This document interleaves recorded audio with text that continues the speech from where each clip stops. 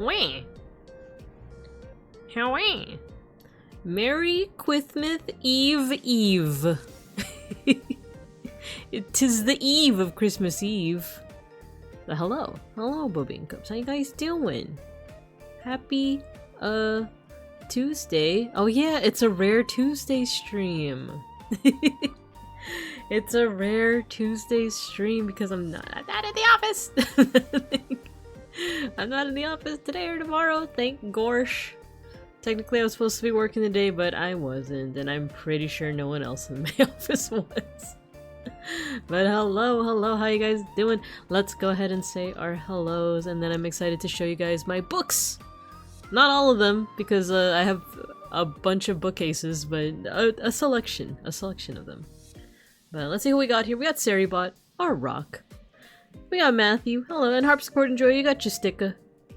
Matthew, you were in fact first. Good job. And you got your sticker too. Gojikins, hello. Fugubi, hello, you got your sticker.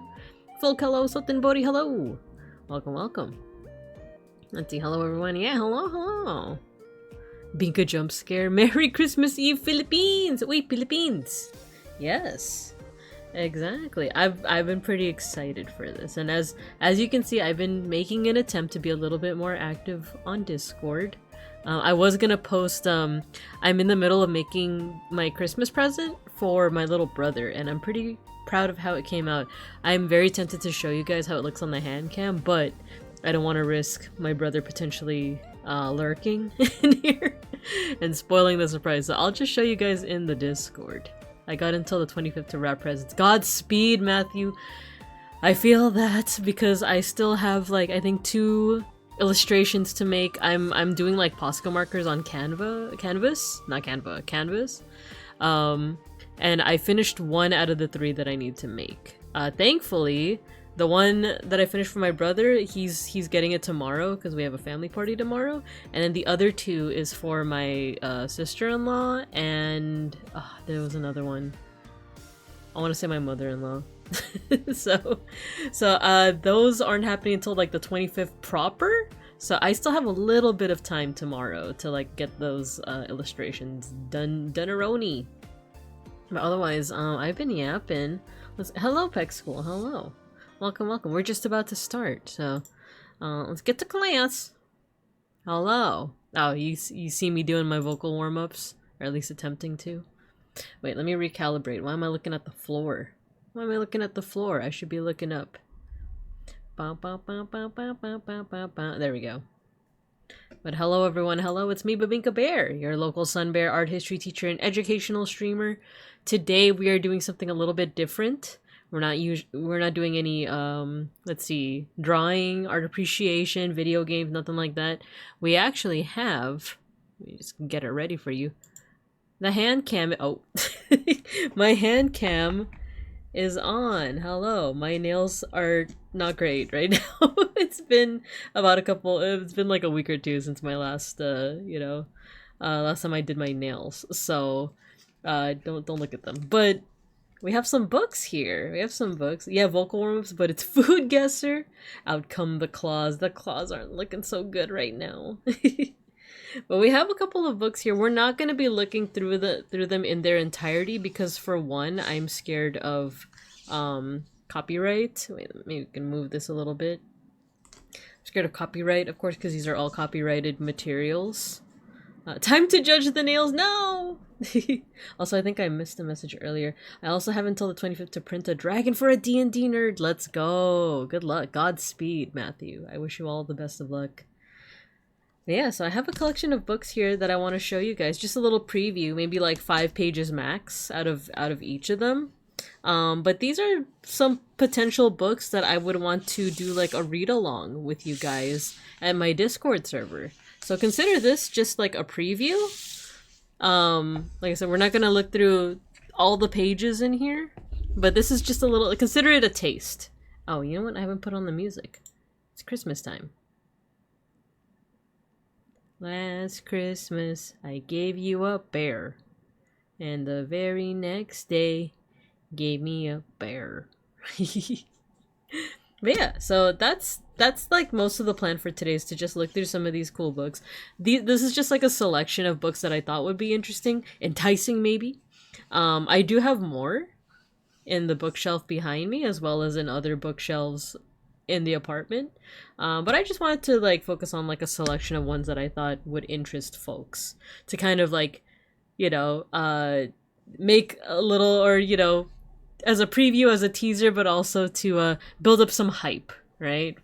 For the time that we do get to do these read-alongs. Last Christmas, you're never gonna give you up, never gonna let you down. Exactly. But before we get to looking at these books, we got to do our usual warm-ups. And this does also transition into I mentioned it in my Discord as well, but I added a new channel called Daily Games.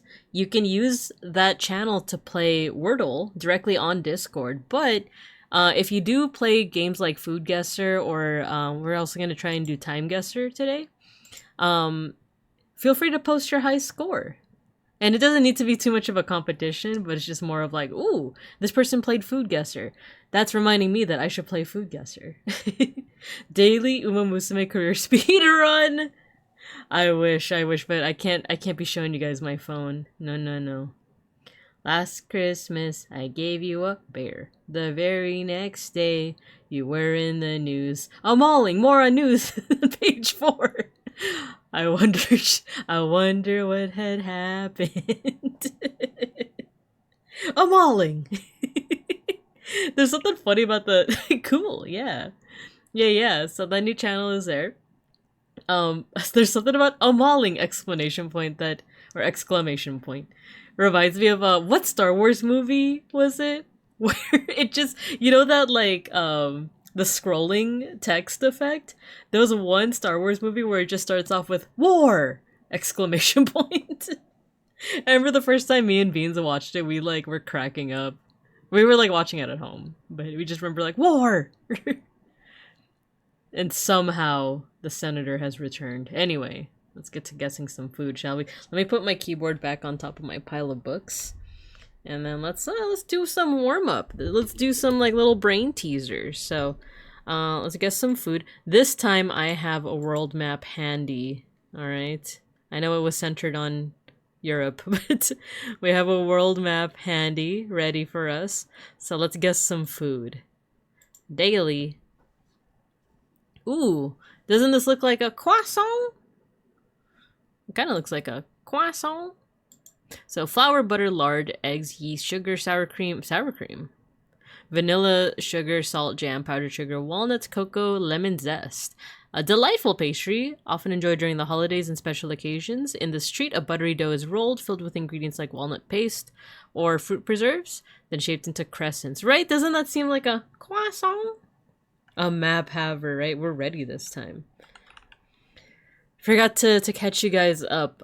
Today was pretty fun because my mother-in-law, Beans' mom, took me out to lunch. It kind of goes back to me telling her that for like birthdays within my family, we don't usually get each other presents anymore.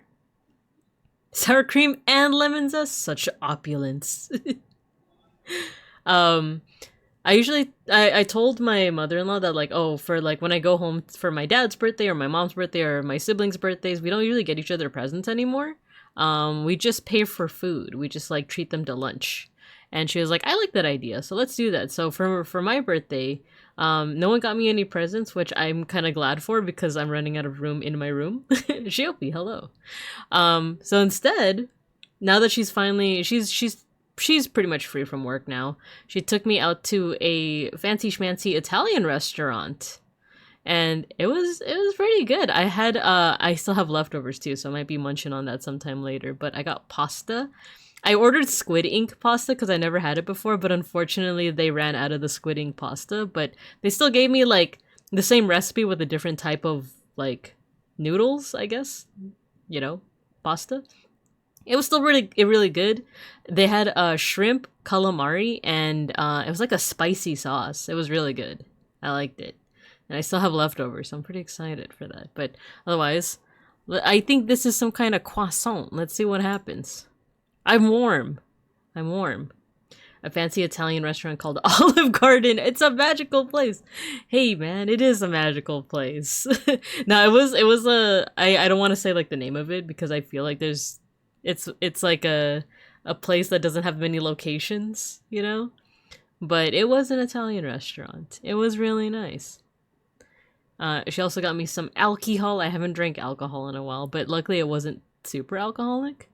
Okay, so it's east of France. And it's warm, not hot. So it doesn't border. I feel like this area would be like hot, right? So maybe warm is like any of these countries. So let's try...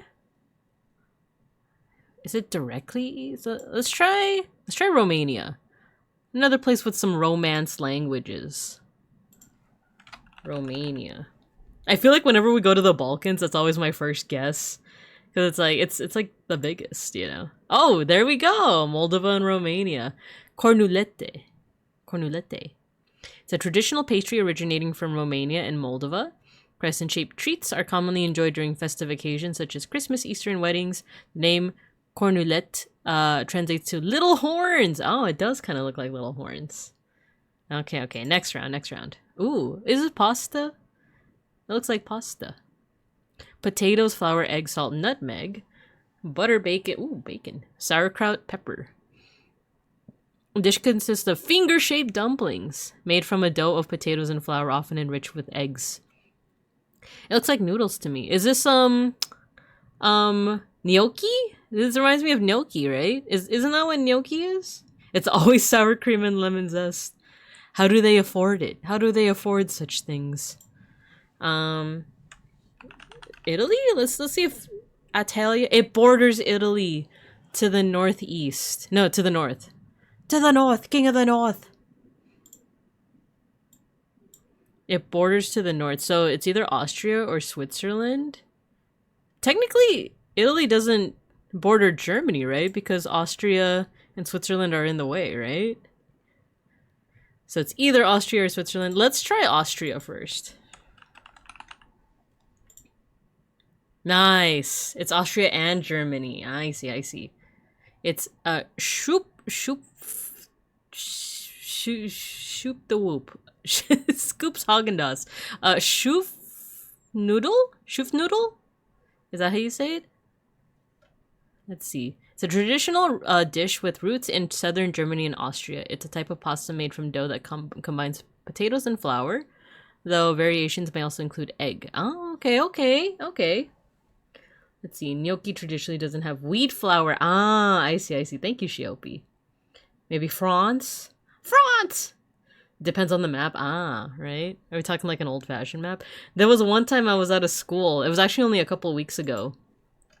You know how like some schools, or hopefully all schools, have like some kind of either globe or like a world map somewhere, right? Like, I'm used to the ones where it's a pull down, kind of like, you know, what we have here in the classroom, where you can like pull it down and stuff. But I was kind of bored because like some of my other coworkers were teaching that class and I literally had nothing else to do. So I was looking at like the world map that the classroom happened to have, and I was trying to see if I could predict like the time period that it was made in, because I think there's a YouTuber that does that, like, or I've seen it on like YouTube Shorts. It's a guy that like if you give him a map, he can try to kind of like pinpoint like when the map was made because of the existence of certain countries or lack thereof. So for example, the map that I saw, it didn't, I think it just called this country Bosnia instead of Bosnia and Herzegovina, and then it didn't have South Sudan. This country right here is, I think, the newest country, South Sudan. So prior to that, Sudan, like this was all just Sudan. So the country didn't have South Sudan, and I think it referred to Bosnia and Herzegovina as just Bosnia. So I think I narrowed it down to like, I had to look it up. I had to look up like when these countries were made, but I think it was like the 2000s. So yeah, I don't know. It was a fun activity. I could see why whoever that YouTuber is, like I could see why he has fun with it because it's like, oh yeah, does it say Russia or Soviet Union? Is Germany one country or multiple? You know? So yeah, it was interesting to see world maps that look like that. But let's get back to food guesser, shall we? I just learned of the Sudan one in school. Yeah. No, yeah, same. Like, alright, I learned about it like a while back, but it didn't, you know, you file it in your memory cabinet, but you don't really like, I guess, care that much about it until it becomes relevant, right? So, this was the time where like it finally kind of crystallized in my head of like, oh, that sounds familiar. Oh, it's South Sudan. I see. Just got parents' hotel reservation for their Christmas anniversary present. Nice! That's neat. So that's really neat. I like the idea of presents that are more experiences than like something physical, right? Julian, hello, teacher, how are you? We're playing a game called Food Guesser right now. It's gonna be our little warm-up before I give you guys a preview of some books that I have in my collection.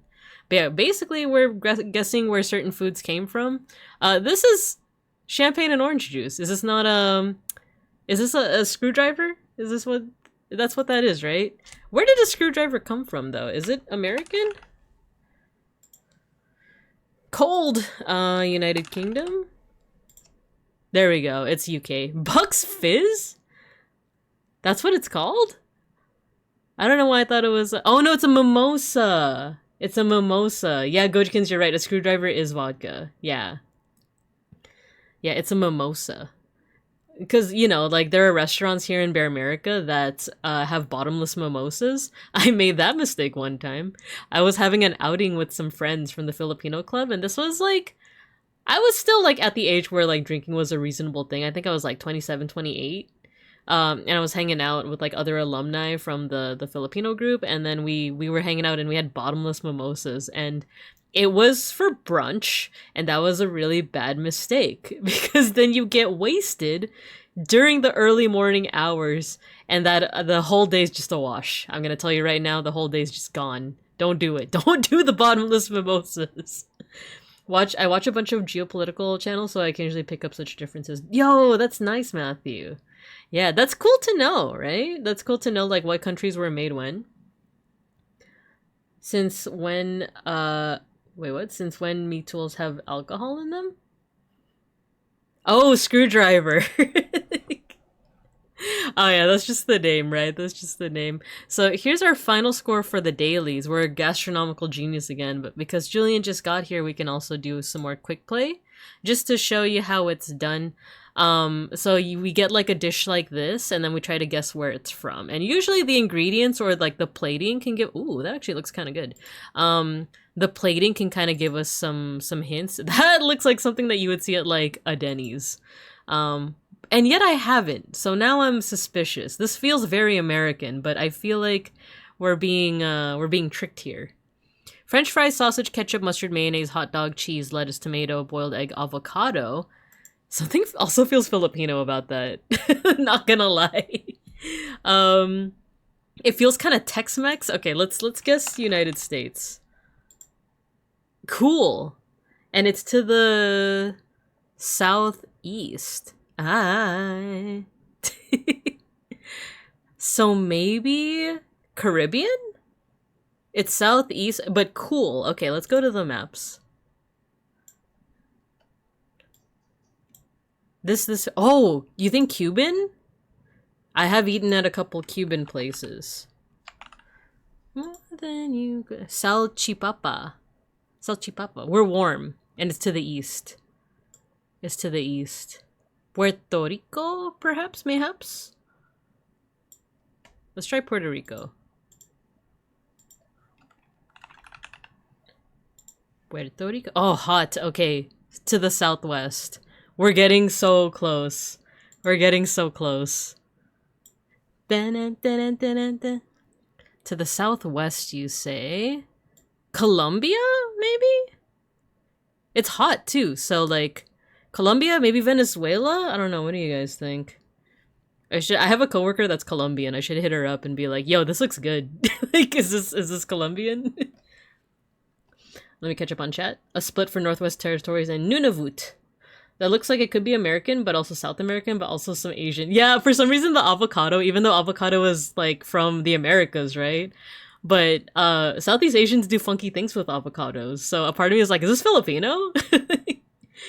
Italian, Puerto Rico, I don't know. It feels like a plate they would do. They love big plates like that. Colombia? Is it Kyoto at all costs?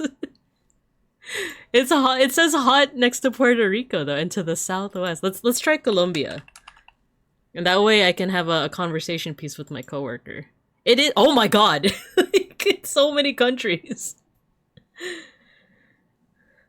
It's oh my god. It's like it's just a South American dish. Oh my gosh. I'm sorry to my South American BINKA'S. I had no idea your game. Well, I study South American art, so like I kind of did, but not your cuisine. This F's, you know, positive. So Brazil, Bouvet Island, French Guiana, Uruguay, Guyana, Peru, Colombia, Falkland Islands. The Falkland Islands have been invaded. Chile, Suriname, Aruba, Bolivia, Curacao, Paraguay, Ecuador, Venezuela, Argentina, Trinidad and Tobago. Salchipapa is Latin America. Oh, so not just South America. I see, I see. Because salchi, does that mean sausage? And I know papa is potatoes, right? So sausage and potatoes. Look at the picture though, it looks so good. It looks so good. Like the about, oh, from Latin America particularly. Oh, it's Peruvian. Part menu of salchicha and papa. I do like saying the word salchicha. Wish come true, baby, all I want for Christmas. All right, next round. Ooh, that looks, it has rose. Oh, I thought it said rose water. Rose syrup is also nice, but I'm a sucker for rose water. Evaporated milk, rose syrup, sugar, water, ice cubes. To make this dish, combine rose syrup and condensed milk in a jug. This also feels Filipino or like Southeast Asian. But I've never seen anything like this, so I want to say like maybe another Southeast Asian place, maybe like Malaysia. You know this, Shiopi? Okay. Cold Pepto, my kind of drink. It looks good, right? It looks good. It looks like something that like I would drink on the daily. Let's say Malaysia. Yo, first guess. First guess. I don't know, there's something about seeing evaporated milk with rose sugar that made me think Philippines, but because I've never seen it, it's like it's either a different part of the Philippines or it's another part of Southeast Asia. Bandung. This looks good. Man, I want some. It's a popular Malaysian and Singaporean beverage known for its pink color and sweet flavor. The drink's name has no direct relation to the Indonesian city of Bandung. It is thought to have originated from the Malay word bangko, which means to mix. Oh, cool, cool. Bandung, woo! Yeah, rose syrup sounds fancy. I've only heard of rose water. I love rose water. Like any like kind of milk tea or any kind of beverage that has rose water, I'm all for it. I'm thinking Milkis. Got a mostly alert because I'm really sick. No worries, Julian. I hope you feel better soon. Yeah, no worries at all. Yeah, this is my kind of drink. I would love more. All right, next round. Ooh, talk about a mix. A mix of foods. I do like the boiled egg. Is that noodles too? So flour, eggs, water, salt, olive oil, semolina, chicken, onion, garlic, ginger, turmeric, cinnamon, ground pepper, ground cumin, ground coriander, ground paprika, ground ginger, ground cinnamon, ground nutmeg, ground cardamom, bay leaves, chicken broth, chickpeas, lemon juice, and parsley. Wait, this is giving it away! This is giving it away! It originates from a North African nation. It's a traditional dish made from thin, flat noodles. No, it's cheating. It's cheating. The city with all the cobblers. I'm actually not familiar with like a lot of like Malaysian cities and stuff. Ground this, ground that, just some ground. I mean, based off how this looks, I would still eat it, even if it had, you know, morsels of ground in it. But yeah, it's a lot of ground material. So let's see, North Africa. Let's start with Tunisia. Okay, first try. And Algeria. Ah, okay. When I think North Africa, I do usually think either Morocco, Algeria. Technically, Egypt is also North Africa, but people always kind of like lump it into its like own thing. So I feel like Algeria, Tunisia, Morocco are like the usual culprits when people say like North Africa. But then again, I'm not North African, so I feel like that might be an inaccurate statement. This is just based off like what I've noticed. Randomly found out that Indonesia has really good leather shoemakers in a city called Bandung. Ooh, oh, interesting. That's good to know. Like in case, next year when I hopefully prepare better for Christmas presents. All right, keep it going. Round 4 out of 5. So pork, bacon, salt, pepper, nutmeg, cloves, coriander, garlic, water, beef, and allspice. Yo, Beans and I love this one flavor of is it Lay's? I forgot. There's this one chip that we like that has like allspice. And you can't find it in any like in a lot of like grocery stores here. We were able to find it in a very specific market that I was about to like say out loud, but I once again I get a little over paranoid about things. But I do know that allspice, isn't that something that you find in Canada? No, it's cold. Ice cold. Okay, it was not ice cold, but let's see. Let's do let's do United Kingdom. Rookwurst. That kind of sounds Germanic, right? Let's see. So it says here it's hot and it's east of the UK. East of the UK. So we have Denmark, and it says hot, right? It says hot. So maybe Denmark? Even more west of that would be Lithuania. So let's try Denmark. The Rookwurst makes it sound Germanic, right? Not necessarily Scandinavian, but let's try Denmark. Very hot. And it's to the southwest. Okay. But it doesn't border, which is interesting. Ooh, so, maybe Netherlands?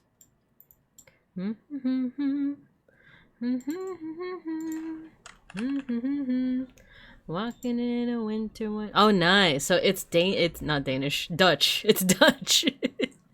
Rookwurst is a traditional Dutch smoked sausage, typically made from ground pork, though variations can include beef. Oh, interesting. It does look like a salad with hot dog.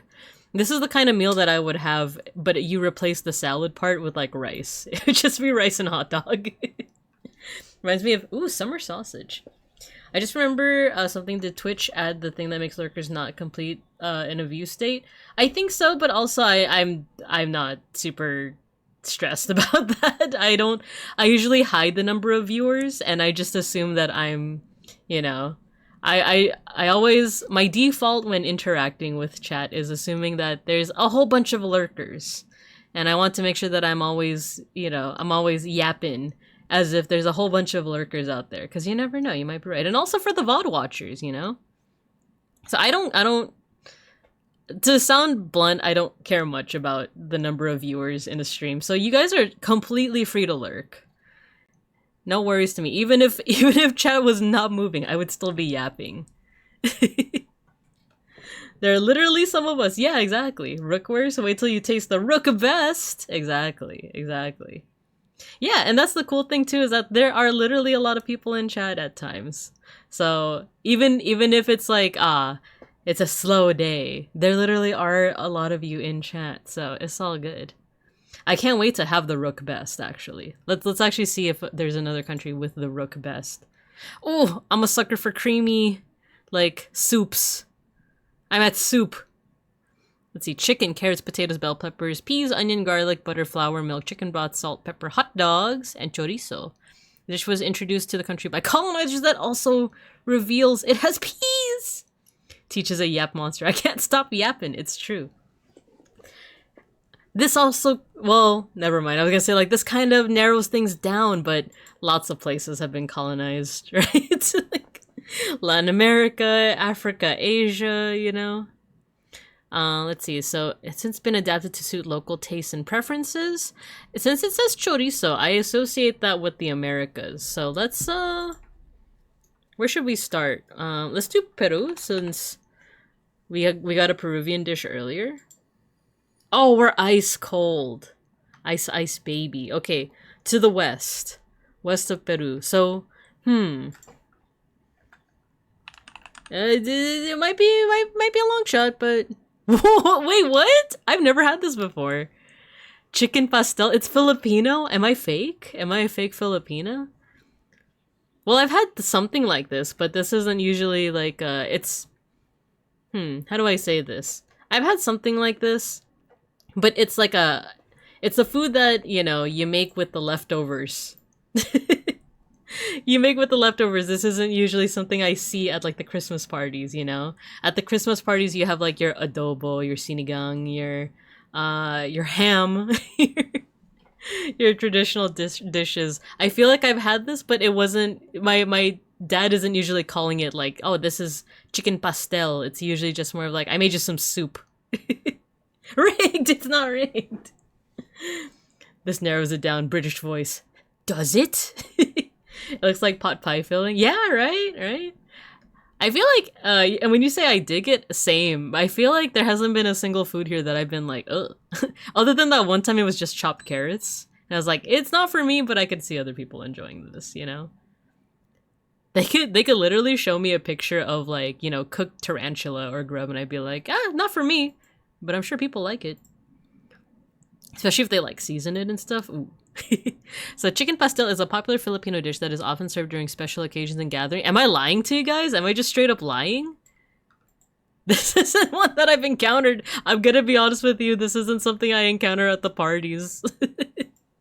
I'm just straight up lying to you guys. It's like, oh, you know what? This is a home food. This isn't a special occasion food. Literally the first sentence. I'm a fake Filipino. Trace back to Spanish colonization.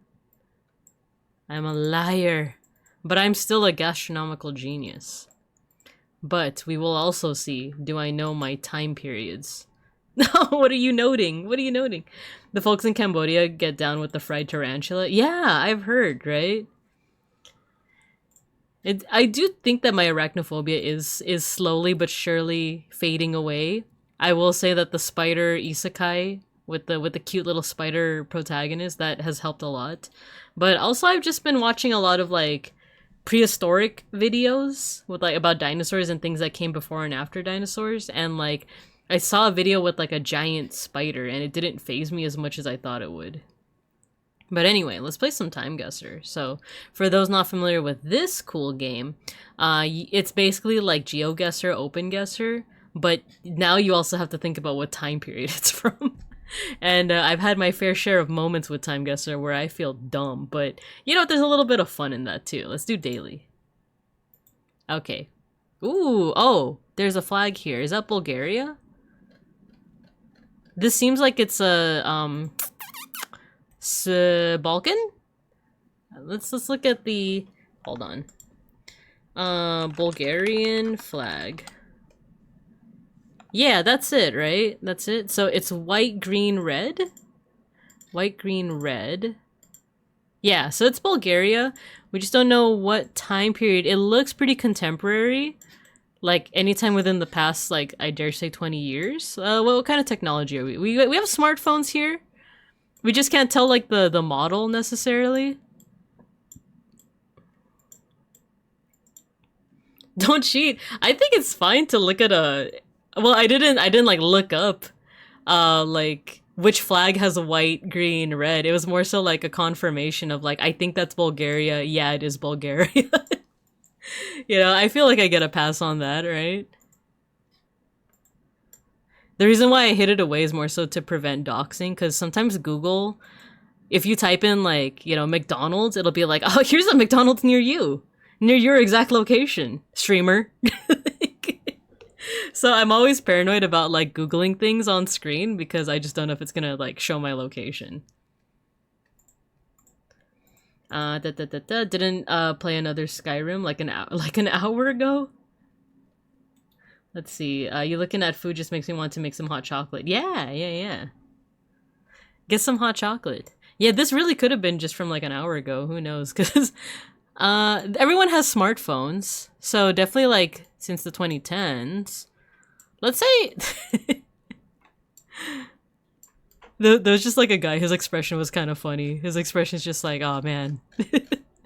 This again. Okay, let's go to Bulgaria. We at least know where that is. It's here. Yeah, right here.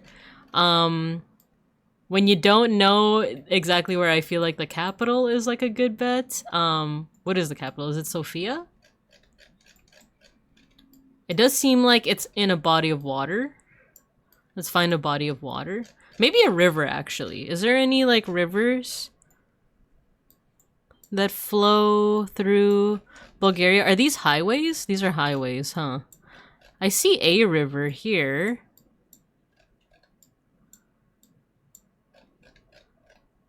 Because it looks specifically like a river. Oh, there's actually a bunch of rivers. Once you zoom in, there's rivers for everywhere with eyes to see. Let's put it like here. Let's put it here. Yeah. And then let's put it over at let's say 2023. Make a guess. Oh, we were a year off. This was last year. This was last year. And then we weren't too far off either location-wise. It was just outside the capital. So Bulgarian men playing bagpipes and drums as they wade into the cold Tunsa River during Epiphany celebrations, in which retrieving the wooden cross is believed to bring health and protection for the year ahead. That sounds like a pretty cool ceremony. Everyone has a smartphone, but not that guy. That guy has the cordless phone and is pretending. The guy is secretly peeing in the river. Yeah, it seems I feel it does feel very contemporary. But it does get shady. Not shady, but it gets a little difficult because like when they have a smartphone and you can't necessarily tell the make and model unless you count the number of like lenses they have, then it's like, ooh, when was this? So okay, we got a good grade so far. Next round. Ooh, okay, so black and white. They look... I can't quite tell. The flags are not that clear either. Oh, wait, we have some... Grupo de Asalto. So maybe somewhere in the Americas? I wanted to say Southeast Asia at first because this guy looks vaguely Filipino, but this looks like it is... I want to say during like what, World War II? This looks World War II-ish, so like the 40s. And then Latin America. This one is... She looks indigenous. She straight up like looks indigenous. Grupo de Asalta. It looks like a tricolor flag, but of course it's black and white, so we can't quite make that out. Merry, merry, merry Christmas. Merry, merry, merry, merry Christmas. 2 weeks ago. Yeah, you never... What if they actually do, like, put in something that, like, is meant to trip you up? It's like, oh, this was actually in, like, 2024. It was a bunch of, like, reenactors. They even shot it with, like, 1940s cameras, right? Italy 1940 or Mexico? It's the flag is a tricolor, but the flag of Mexico has an eagle on a cactus with a snake. So because I'm not seeing that, I feel like it's another country. In this case, maybe we do not necessarily cheat, but at least narrow it down to like specific flags of Latin America. Perfectly set up scene, but one Starbucks cup. Exactly. Just like, what show did that? Was it like Game of Thrones or something where someone accidentally left like a... Or I think it was like The Crown? Someone accidentally left like a Starbucks cup somewhere? Okay, let's, we will do a bit of light cheating. Flags of Latin America.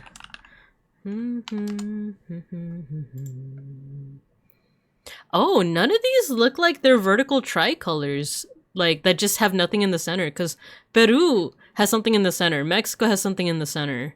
The only one that's like a tricolor, like without any like extra like symbols and stuff, is Colombia, but that's horizontal. So maybe it's not Latin America?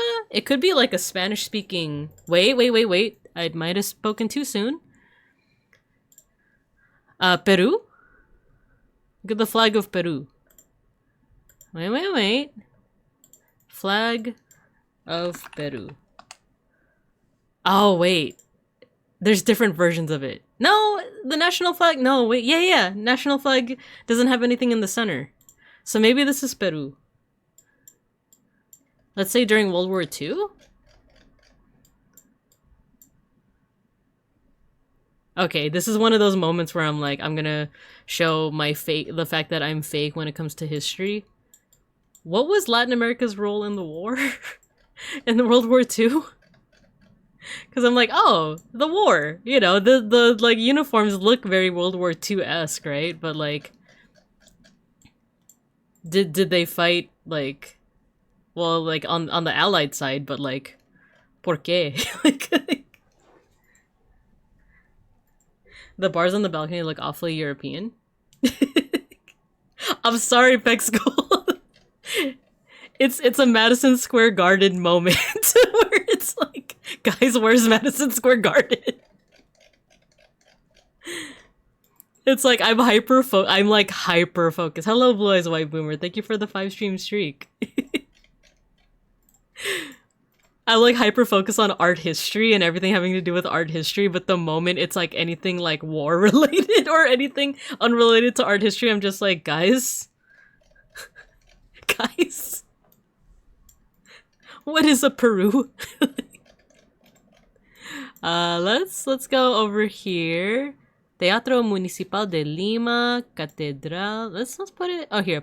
Let's put it at the Palacio. And then let's say that this is 1946. Mexico sent a battalion. They were stationed in the Philippines. Don't remember how much combat they saw. Yeah, that's what I wonder. And thank you, Peck School. That wasn't like a rhetorical. If you guys know, I actually would love to be enlightened. Can you zoom in on the flags? I think the colors are not the same as some on your page. Yeah, you know what? One does look a little bit lighter. It does still look like a tricolor, right? Like one darker color, white, and then one lighter color. So maybe it's not Peru. And one of them looks like it's horizontal. Right? By the end of the war, in response to one Mexican oil tanker sunk by the Axis. Yeah, I had a feeling that Latin America, if they were fighting on the side of the Allies. I just wasn't sure, like, what else, you know, was the role. If it was one of those, like, oh, America helped us out. Not that we asked, but, like, America helped us out, so we should help them out kind of situations. Let's just see if Peru is the choice. Oh, we were super off. This is Mexico. We were super off. Ah, this was not World War II. This is an army nurse offering a drink to a soldier standing guard near the National Palace in Mexico City during the Independence Day military parade. Oh yeah, we were super duper off. But still good to know. Still good to know. Yeah, 1962. Ah, interesting. It don't fill X, white X being the same color. I was right, let's go. I think what tripped me up is that if you look here, there's nothing in the center. I'm used to the Mexican flag having the snake and the eagle and the cactus with the snake, right? So that's what tripped me up. But cool.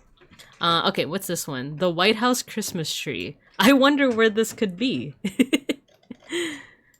The White House Christmas tree. Do we see any figures that we might recognize? This looks like 50s, 60s. For a second, I was like, Jacqueline? Jacqueline Kennedy, is that you? So this is in DC. We just need to know the like date or general date. Washington. Where is the White House? Here's the Capitol building. Here you go, the White House. Literally right here. The year. If we look at the fashion, it looks vaguely 60s.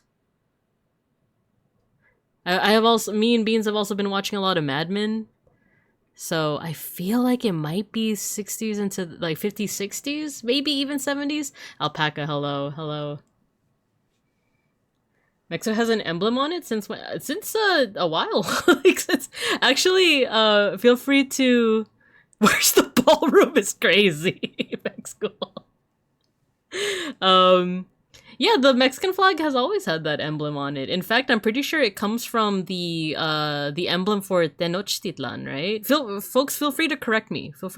But I remember reading somewhere that it's based on, like, there are emblematic, like, glyphs that they would use for like in both Aztec and in like Maya cultures, where like their place names were kind of like shown by different symbols.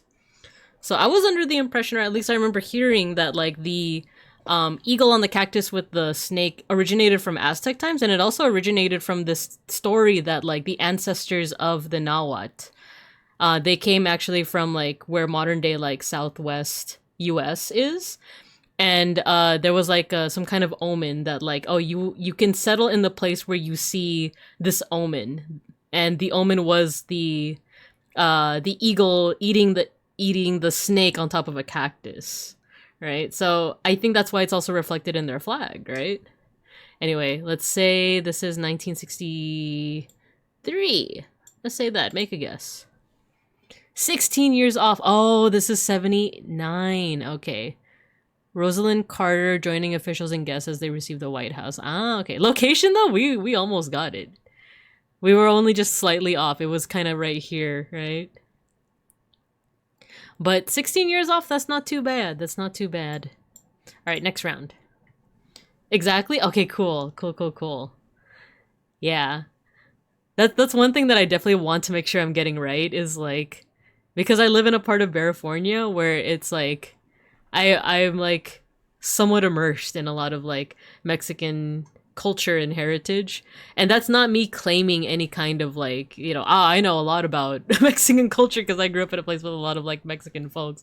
It's just more of like, I definitely like have heard a lot since my childhood. And my usual fun fact is that like when it comes to legendary, or no, not legendary, like scary creatures and stuff, scary like stories, folk stories, the first story I heard wasn't something from like the Philippines. It wasn't like, oh, this is the aswang that's gonna like get you, and it's like a Filipino story. The very first like spooky story I ever heard was about La Llorona. And it was because my classmates were telling me about it. I remember I was like in elementary school, and my classmates were telling me about La Llorona. She killed her children, and now she's looking for other children to abduct, and you can hear her wailing in the streets. You gotta watch out, or La Llorona's gonna get you. And I remember me as like the only Filipina in the school just being like,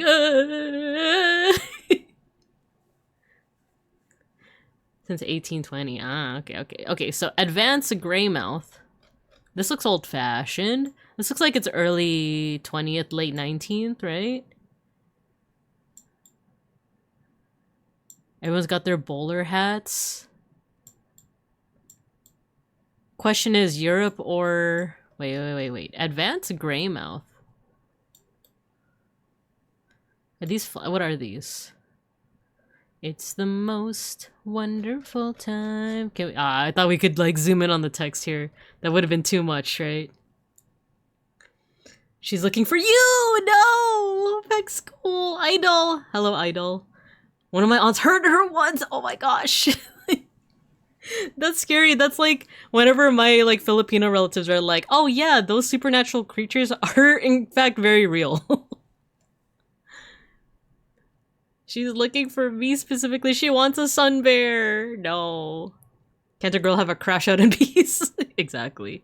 Funny thing about that, I've heard on the binge of Mexican cryptids, and man, are they really interesting. I've been recently learning, actually, can I show you guys this? I've been learning about some like really old ones from, actually, some of you guys might get a kick out of this. I ordered something off of, it wasn't Etsy. I got this off of, oh my god, why do I keep on forgetting the name of it? The crowdfunding site. GoFundMe. Let me show you guys. It's the most wonderful time. Let me put my keyboard down. My stack of books here. Look, I got this off of a GoFundMe page. Nawali, an Aztec card game. I still haven't learned how to play it, but I thought it was pretty cool because the card designs are all based off of like kind of Aztec iconography. So it's really cool. So they have animals, of course, like axolotls, turtles, hummingbirds, crocodile snakes, Big cats, bats, owls. But then they also have like legendary creatures as well.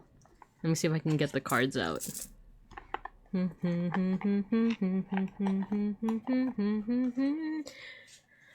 Here we go. If you go, so it starts out with like animals. Quetzaltototl, Cuauhmitzli, Quetzalpalin, Coatl, a deer, little mouse, a fish. The dog is so cute. I love this one. Techichi. I love this. Mapachin. There's a bear in here too. Let me see if I can find the bear. These designs are really cool. I think this is another thing that I can like go through with you guys over Discord. Here we go. Tlacamaye. Look, it's my relative. But the more down you go, the more it goes into like legendary creatures or like mythical creatures. Tlacaneshkimili. Neshkimi? It has a double L, so I assume Y sound, right? The Ash Bundle Nawal. Ghost of the Dead appears at night, moaning to strike fear into those who still live. Quitlapanton. There's one. This one. Yowal Tepostli. The Night Axe Nawal, the headless ghost, imitates the sound of chopping wood to attract unlucky victims. Isn't this cool? I think they are based off actual like legendary creatures from like Aztec tradition, right? Tlacahuayac, Tlacasentli, Maquiscoatl, Sensipactli, Cuacoatl. It's Tlaloc, it's my dude Tlaloc. With the the goggle eyes. Let's see. I can probably date the picture by the women's outfits. I'm thinking. Oh yeah, let me show it to you. There you go. By the women's outfits. Here you go. Really old. Looks like how the child is dressed. I would say 1920s to 40s. Flesh gloves. Beeplebees. Hello. Sneep snorf. Like one I'm looking into was Why Chivo.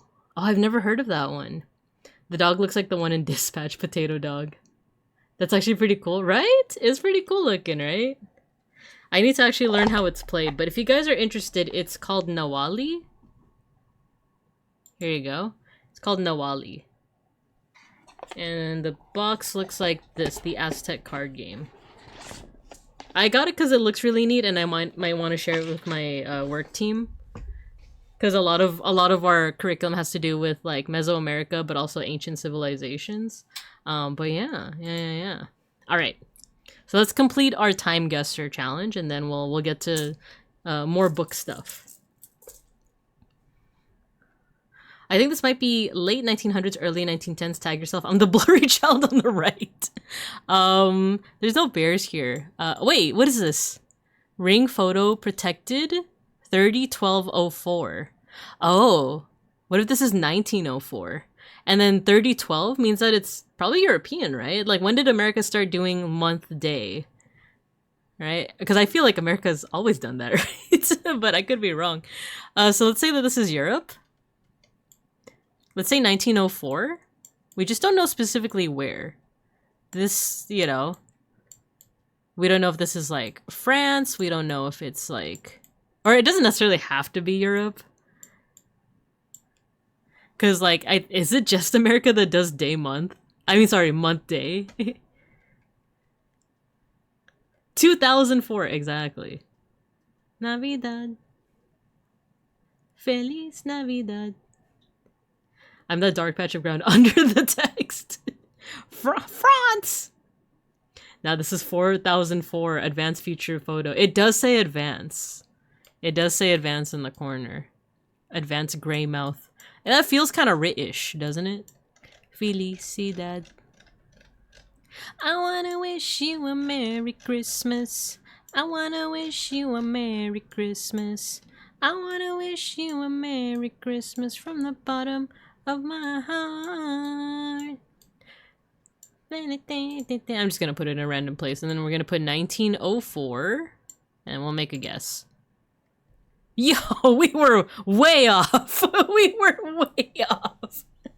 Year was spot on, but location was not. This was Greymouth, New Zealand for the layering of the foundation stone in the new town hall. It's attached Carnegie Library. The building served as the key municipal and cultural center before being destroyed by arson. Dang. We do have an ad break. But in the meantime, let's go to our very last one and we can digest it. Oh, look, it's us. It's us, you guys. What is this? Apselo Savud Simtozemi? This looks like a map. What is that? Okay, I'm gonna look at this during the ad break. This looks like it could be 70s to 80s? Early 90s maybe? Late 70s to early 90s? But what is that map? Apselo Savud Simtozemi. Navidad, yo espero año y felicidad. The year is 004. How'd they get that picture of us right now? How are they doing this? Look, it's you guys. Tag yourself. I'm the sun. I'm this little thing over here. What is this? What is this? Is that just numbers? Interesting. All right, I'm going to put you over in the cub corner. I'm going to try to figure this out while you guys Feliz Navidad your hearts out. I am the blurry child. I'm still the blurry child on the right. I'm the overhead light. I'm the red shirt. I'm the television set. I love that none of you are like picking like people. It's like I'm the light. I'm the smudge on the left. Feliz Navidad. There is a cute little tiger on top of the TV, but I'll show it to you guys after the ad break. All right? All right? It's all right? It's all right. Feliz Navidad.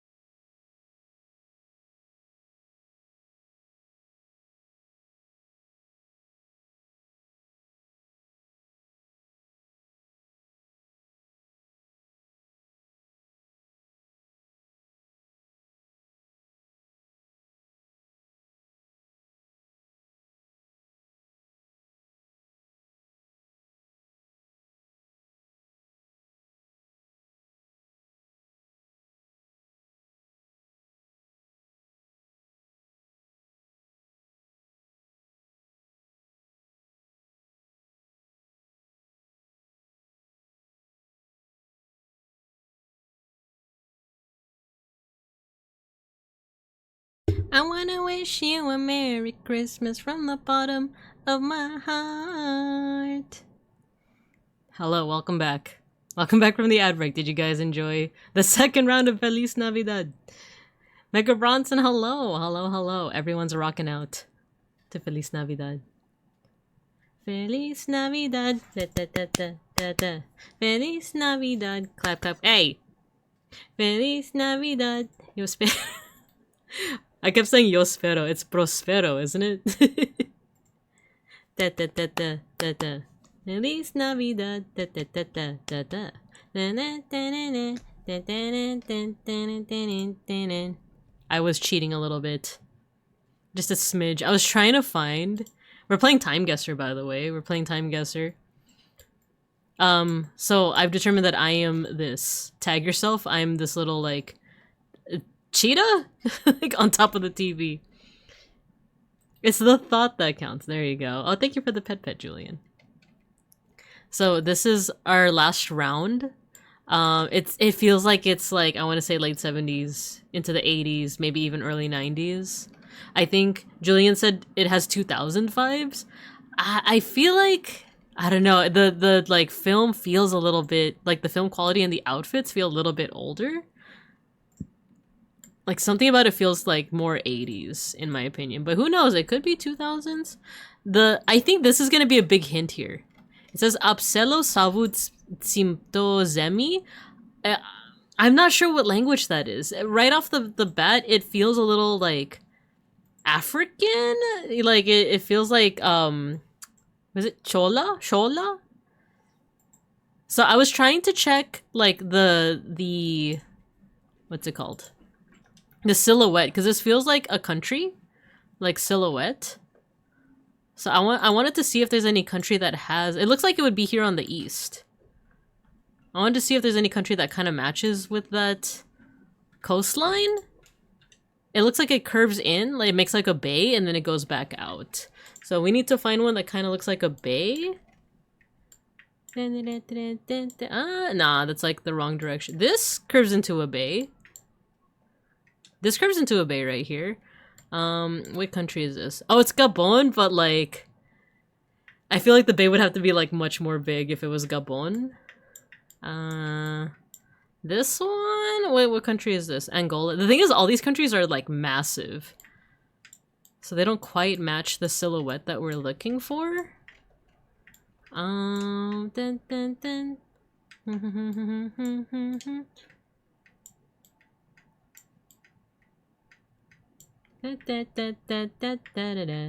I'm the ornament on the right of the board. Where is it? No, I called that one. Oh no, I did say that I did say that I'm this one now, right? You can call the ornament. You can call it I think someone already called the speaker. Go by the dress and TV style. True. And if it was more like West Africa, I feel like, or sorry, East Africa. Because I know that like South Africa definitely has like way more of like a white population, like the Afrikaans. But I don't know if other parts would have like, you know, folks with this complexion. Gabon is so Texas shaped, right? The yellow tone of the film and the TV set feels so 70s. Yeah, there's something about the film quality that also reminds me of like 70s, 80s. It can also be like Soviet-like countries. They have a lot of that motif on their dresses. Oh, Soviet. That's... actually, let's do that. Could it be the country besides Tunisia? Tunisia. Oh, Algeria? Oh, okay. Oh, if this was flipped, I feel like this would be perfect, right? The direction of this bay right here. Algeria? Maybe not. Morocco?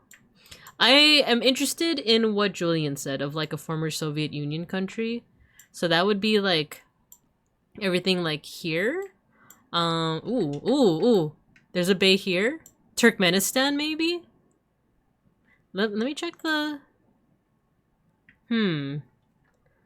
Does that... Nah, I feel like that's not quite an exact match. It seems like there's a country that borders it up north that also shares that bay. Turkmenistan. How about Georgia? No, not Georgia. How about the not the Balkans. What are these called? The Baltic. The Baltic nations? Wait. Wait. I think it's Latvia. Look. There's the bay here. It shares it with Estonia up here. And then the border, there's a border to the bottom that's Lithuania. I think it's Estonia. Or sorry, not Estonia. I think it's Latvia. I think it might be Latvia. I mean, my school still uses box televisions and cassette tapes from the 2010s. Libya. I think not with the close look. Smash cut to them learning about somewhere else in the world. That's true. That's true. This could just be like, oh, we're learning about Latvia today. I really can't wait for the oops, it was a troll, it's 2025 Italian knowledge coming back for good use. Yeah, I'm gonna be honest with y'all, a lot of, like, for the first one where I was like, oh, that's the flag of Bulgaria. The only reason I know about that is because of Italia. That's the reason why I know about a fair smidge of, like, European, like, geography, and that's literally it. It's like, oh, I know about micronations. Alright, let's say Latvia. Let's just say the capital, Riga. Let's just do Riga, and then let's do. A party wants to say like early 80s. Make a guess. 9 years off. It was 1991. It was early 90s. Teacher pointing to a map of Latvia. Oh yeah, and we were not too far off. During a classroom lesson at secondary school in Salaskriva, Latvia during the early 90s. Okay, we didn't do too bad. I know what you are. It's true. A Italia fan. A shipper. Don't look at me. Okay, cool. We got 29,000. Let's screenshot that. I forgot to screenshot. Oh no, I forgot to screenshot the food guesser one. Let's put it in daily games. Oh, cool. I didn't know that you could just share it like that. That's pretty... Oh, wait. Peck School, how did you share your result like that? Is it share results? You can go back and screenshot it? Oh, that's cool. I was so bad in geography. You were close. Julian, actually, your hint was the most helpful one. Well, not that everyone else's wasn't helpful, but but you're the one that said, you're the one that said Soviet country. That was a good tip-off. You sure me you can screenshot it? That's true. That's true. Wait, if I paste this... Oh, there we go. There's mine for Time Guesser. I posted it in Daily Games. Let's go back to Food Guesser. Where can I find... No, I didn't save it. I didn't save my score. Gastronomical Genius. Oh, okay. Where can I save this? You know what? It's fine. We'll do this another time. We'll do this another time. We got something else to do today. Just click on share. Okay. Cool. Thank you, Peck School. So I got Time Guesser down. I just need Food Guesser. But alright. Thanks for helping me with those brain teasers, you guys. That's always fun to do on the daily. I'll also do it tomorrow and the day after, but I won't be streaming it, of course. So you'll just see my result on the daily games chat in the Discord. I pull it out of my head in extremely wage memory. 2 a.m. trivia. Well, it was really helpful, so thank you, Julian. Thank you. But yeah, so now we can get into the meat and potatoes of today's stream, and that is taking a little preview of some books in my collection, because I want to start doing read-alongs on the Discord, because all of these books are copyrighted, and I don't want to incur any danger from folks about that. So we will be reading these books, but through the Discord. Nice pause, thank you. I told folks earlier, but it's been a while since I did my nails, so they don't look great, and I also have like a paint stain right there. But yeah, I have a collection of books here. Some of them are art books, some of them are like more narrative, but they're like kids books, and then some of them are just cool in general. This one I'm really excited to do, Mesozoic art. It's like dinosaur art and other ancient animals. This one's pretty cool. So we won't look through all parts of the book. Like, look at that, look at that. We won't look through all of it because I also don't want to rob income from the people that made these books. A lot of them are very, very cool. So if you see a book here that you end up really liking and are interested in purchasing, I'd say like 100% I would recommend. But also we will be doing read-throughs on the Discord. So if you are interested in that, we're probably going to be doing them starting in the new year, maybe even next week. I'll see what my schedule looks like. But if you guys are not already, I think a lot of you are already part of the Discord, but just in case, the link should be there. But yeah, this is just a preview of what's to come with our read-along. So let's take a look at some of the books I have here. This one, Amina and the City of Flowers, is a cool one because it's actually a Filipino children's book, but it's translated into English. Speaking of supporting an author, Outermost Ghost book came out recently. Yes, I was talking about it yesterday. But yeah, Ghosty, one of our Bebin who's also, is she still streaming right now? I was actually lurking in her stream earlier when she was playing is it Elden Ring? She stuck a song in my head. Our God is a possum god. He lives up there in that tree above. Oh my god, this song. This one's also like a brain worm, this song. She ended. Ah, I see. Okay, good to know.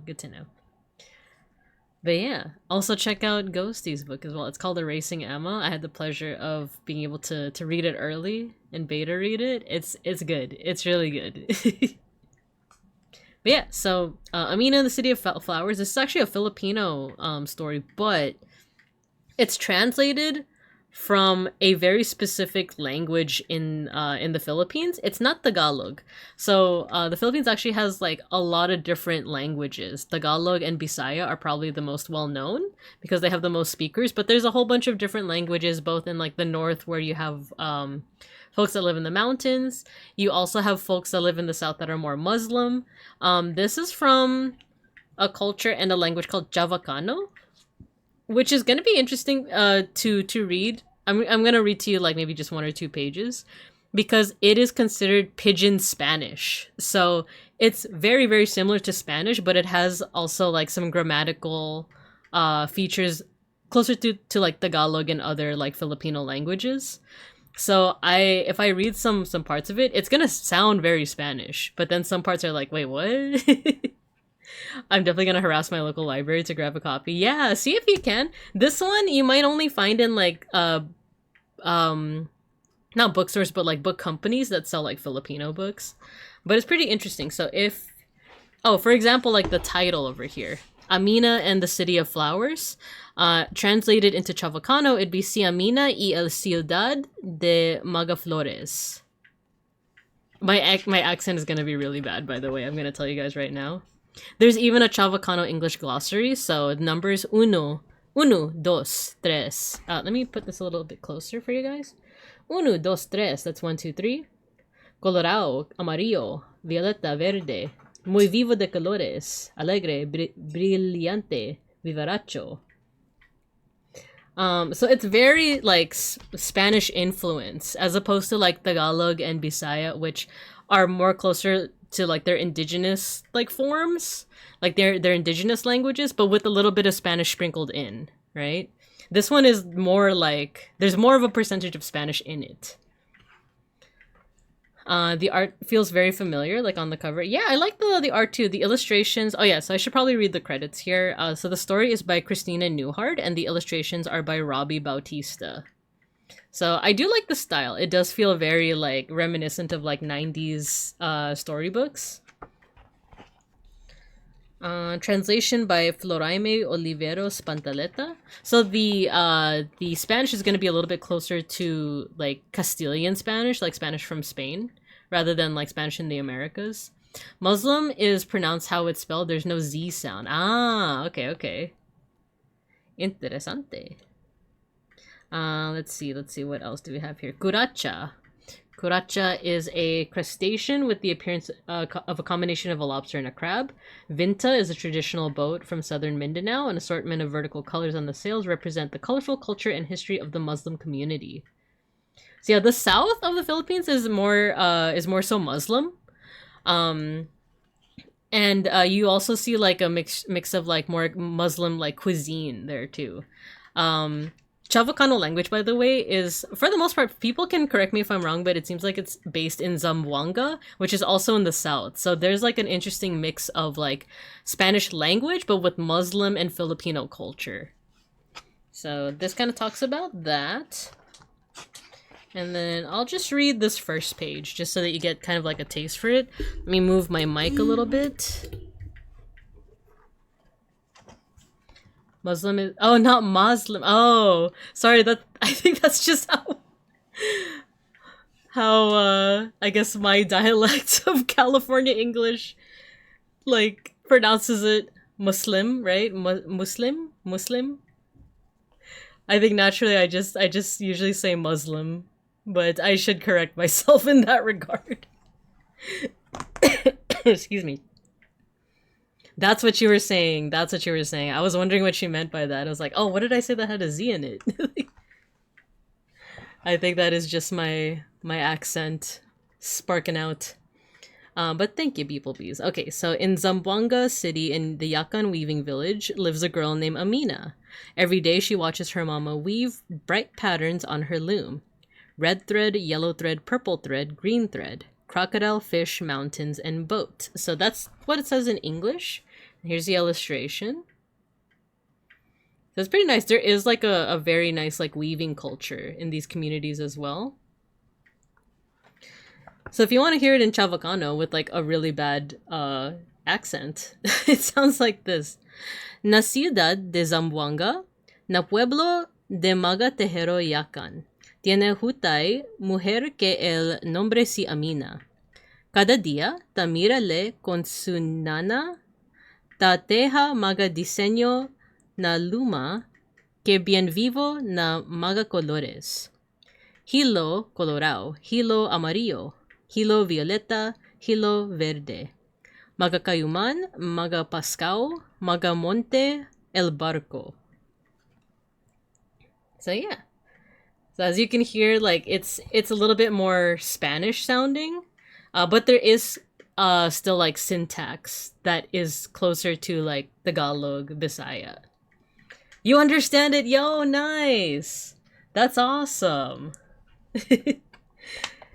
Despite my accent and everything, that's great. I'm glad. So, this book is Amina in the City of Flowers. This is probably one that we can kind of look through during our read-alongs. This actually is also part of a different set of books that all center on like different Filipino languages. Let me see if I can draw it up for you because there's one called there's one that's also in Bisaya. Amina, City of Flowers. Mary Leno.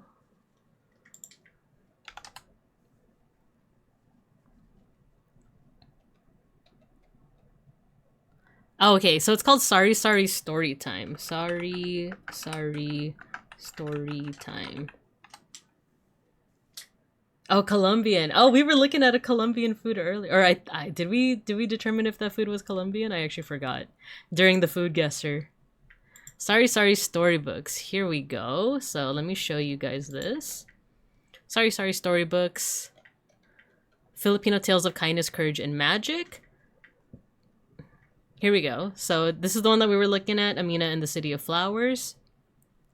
Jalal or Halal in the Lake. This is a Meranao tale. Oh, Meranao is also in the south.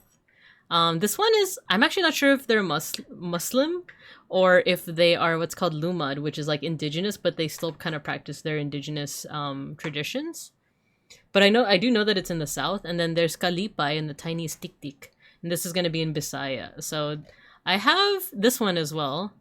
Sandangao. This is Waray, and then Melo and the Umang Boy. This is Ivatan. I actually don't know where Ivatan is. What food? You know what? It was in our dailies. No, we can't look at our dailies. It was salchipapa? Well, we guessed Colombia, got it right, but then we found out that it's just Latin American in general. But it looked good. The picture looks super good. Yeah, salchipapa. Yeah. There we go. Okay, so that's Amina in the City of Flowers. My stepbro loves salchipapa. Ooh, it's good. It's good. It looks like it would be good. Okie dokie. So, this next one is an art book by one of my favorite artists, Kathy Lamb, also known as Dawn of Crow. She draws these really cute, whimsical little cats that just have like the best expression. Salchipapa mention? Exactly. A selection of 365 days sketch challenge 2020 to 2021. So yeah, if you look at, let me see if I can actually get their social media. Dawning Crow. If you follow me on Twitter, you probably see me like reposting this person a lot. Or retweeting rather. There we go, this person, Dawning Crow. They have a lot of like kind of whimsical cat illustrations. Put the webcam back on. But this one I also chose to preview to you guys because for one, I just really like Kathy Lamb's art, but it also kind of inspired me to like a lot of these sketches.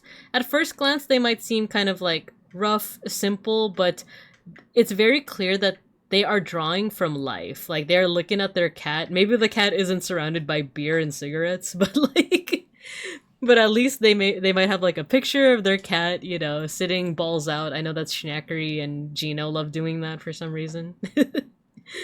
And this looks like it's drawn from life. And it's drawn in a way that like is kind of sketchy. And I like that because it feels like something that you could do. These are like those sketching illustrations that you could do within like less than 10 minutes. You know, it's a quick sketch that you can do every day to just keep on like practice your drawing and observation skills. So I like a lot of their art. And then they also put like animals. It feels like once they've practiced drawing animals enough, they also put them in like wacky situations. Schnackery and Gino, you say. Summon the cats. Exactly. So like, oh, like this whole page looks like so full of whimsy, so full of like observation, you know? And I kind of just love the scribbly nature of some parts as well. Right? Oh my gosh, guys. Look at this. Look at this kitty cat. It's a meow. But in the year of our Lord 2020. But yeah, I think that this art book is really cool. So that's another one that we can look through on the Discord. Okay, next one. History of painting. This is a neat one. They're all neat. they're all neat, but this one I like because it is such a good intersection of my usual hyperfixation and my current hyperfixation. So this is called A History of Painting with Dinosaurs. This is by John Conway. Some of the book reminds me of an old movie animation I used to watch as a kid. I posted in Art Appreciation. It's really cool and I recommend to give it a look. It's really cool. Sure, let me take a look-see. Art Appreciation. Ah, Princesses. It's a movie compiling multiple fairy tales and stories. Oh, that seems really cool. Thank you for putting it on Art Appreciation. We can definitely check it out. So yeah, this is basically like a bunch of okay, how do I start this off? It's illustrations that are based off of different famous art from across the years, but they have dinosaurs in them now. So if we look at, let me flip to oh, this is a good one. It's the Mona Lisa, but instead it is the portrait of the Heterodontosaur, almost certainly painted by Italian artist Leonardo Piero da Vinci.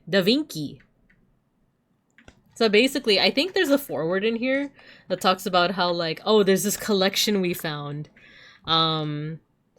Professor Ernst Wesson has this collection of like famous artwork that is inspired, that looks like you know, it looks like art from that you might recognize if you like take an art history class or anything like that.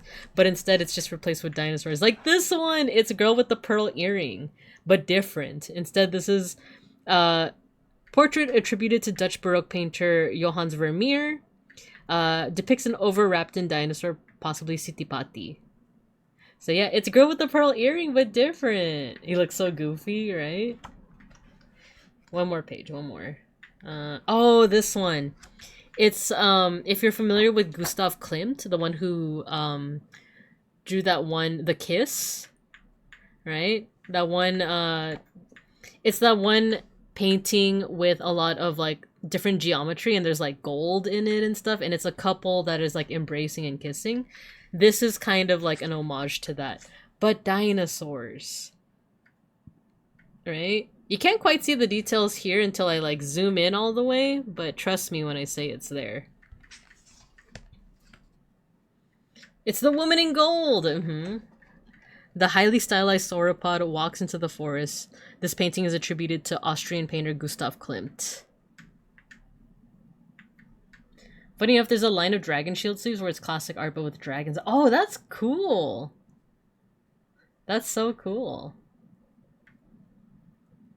No problem. It's probably only in French though, and it's very, very niche, so sorry if you can't watch it. It's okay. I feel like we'll see if YouTube, usually there's a way that you can translate if there's captions, but otherwise we'll see what happens. We can also appreciate it without necessarily understanding the words, right?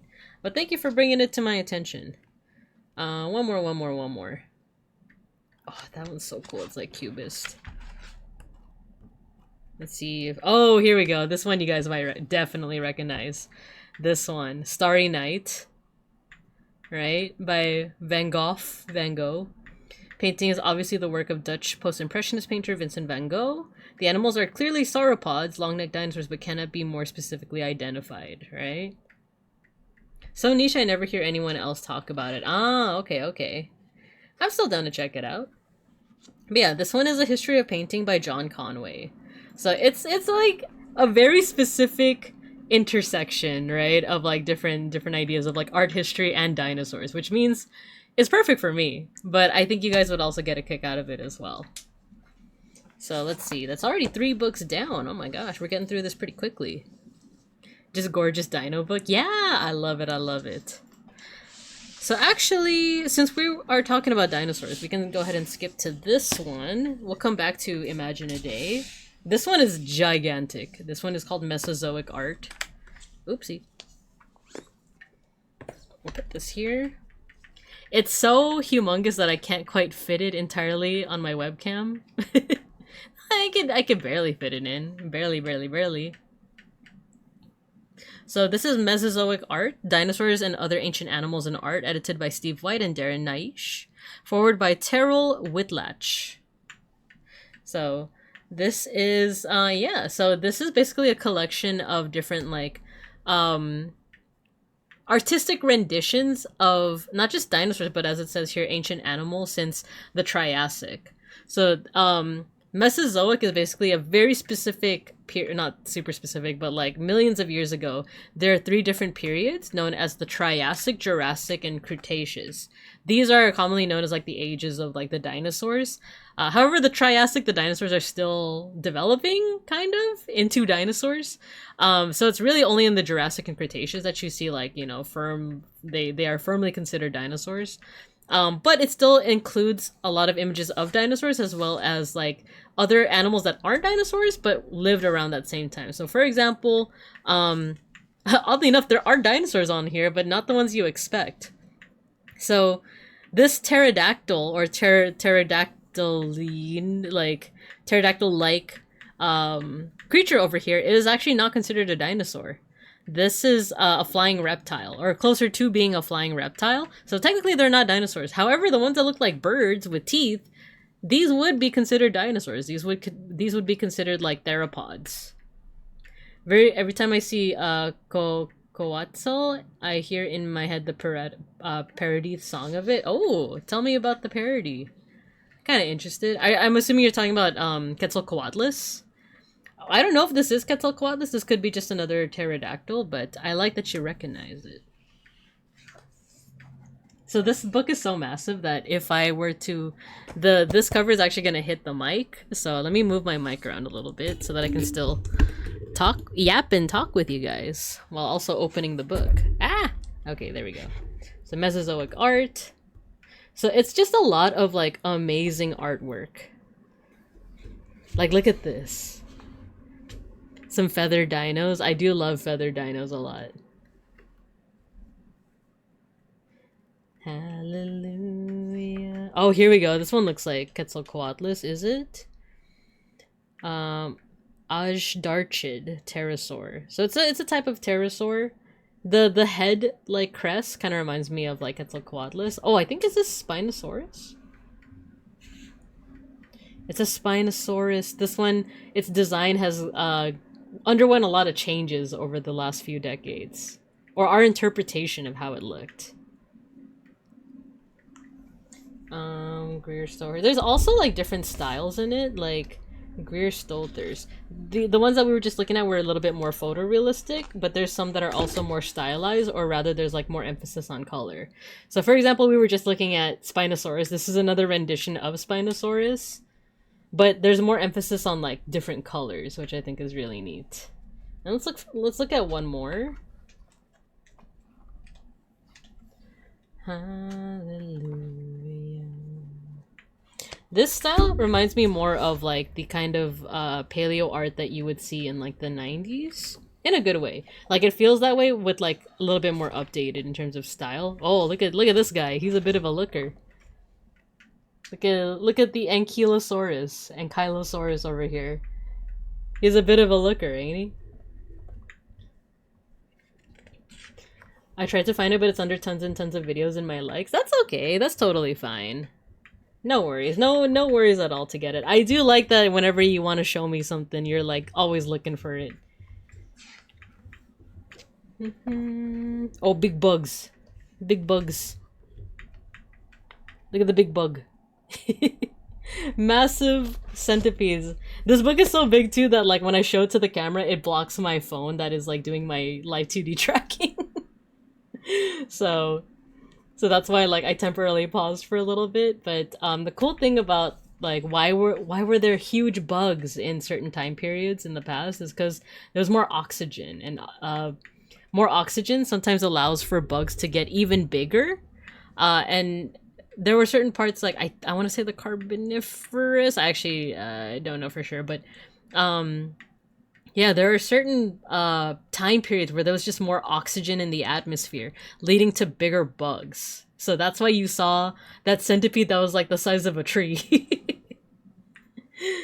But yeah, so that's Mesozoic art. This is edited by Steve White, Darren Naish, with a bunch of different artists contributing to it. So this actually might be the first book that we do a read along of, and it might even be a multi-parter. That sounds horrible.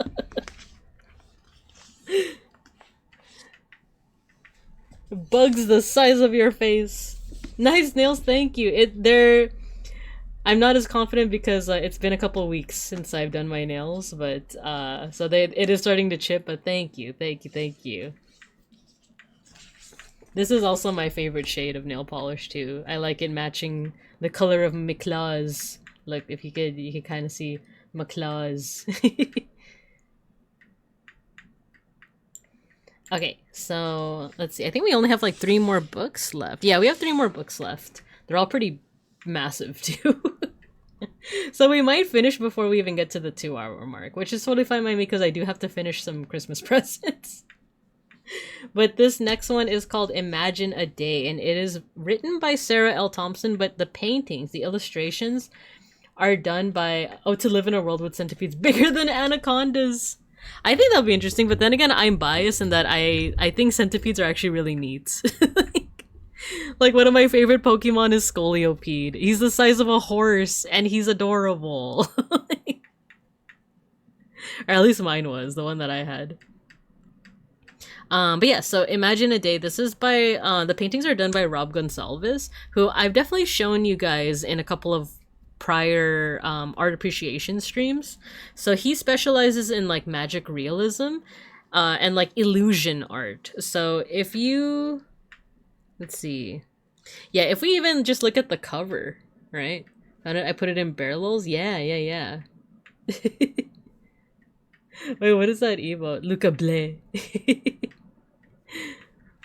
So yeah, take a look at this illustration on the cover. So it's like these kids that are making a sandcastle, right? But then you go over towards the edge and the sandcastle has gone from just like a little project that they're doing to like a full-blown castle that even goes down into like this pier area. So this whole book is just chock full of like illustrations like that. Oh, and even, sorry, I gotta move my mic again. And let me mute this. I'm sorry if the sound of the mic hurt your ears, but I did move it a little bit. So even the title page has like a classic illusion that I showed you guys, I want to say like just last week, right? This aqueduct slowly becoming these boats, right? That's a not well known, but like a pretty iconic Rob Gonsalves artwork. And I'll just turn to one other page because this looks like it's already like a very thin book. Oh, this is a good one. Imagine a day when your wishes float on a puff of air to summon back the blue. And then this is the accompanying illustration. It's really cool, right? Look at that. So it's a little girl, presumably named Jessica because she has something that says Jessica's balloon box. She's releasing these balloons into the air. And there's so many that it essentially makes up the sky. Right? That's pretty cool. So yeah, I actually have multiple of these types of books. One is called Imagine a Day, another one is Imagine a Night, the other one is Imagine a Place, and then the last one is Imagine a World. So I just have like a whole bunch of books, all illustrated by Rob Gonsalves, and I would say probably written also by Sarah L. Thompson. So yeah, I'm excited to read through these ones because they seem like very easy reads, very like chill reads, but a lot of the time is going to be spent observing the artwork and admiring it. I saw it in a video, the Bridge to Boats one is really cool. Yeah, right? Yeah, I love Rob Gonsalves' art. So, sorry, I'm gonna move my mic again, but this time I'm gonna mute. Okay. Two more books. Two more. Okay, how do I do this? There's a lot of books. HGTQW5 Nandoka, hello. I'm showing off some books that I have in my collection because I'm hoping to do some read-alongs on my Discord sometime soon. Maybe as early as next week, but it might also be more so in the new year. Yeah. So two more. They're both art books. You know what? I'm gonna put these books on the floor. Maybe that'll help me with these last two. So give me a second.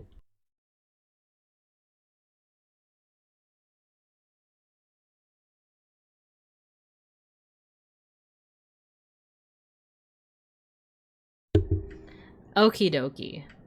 The desk mat, yeah. you recognize the desk mat.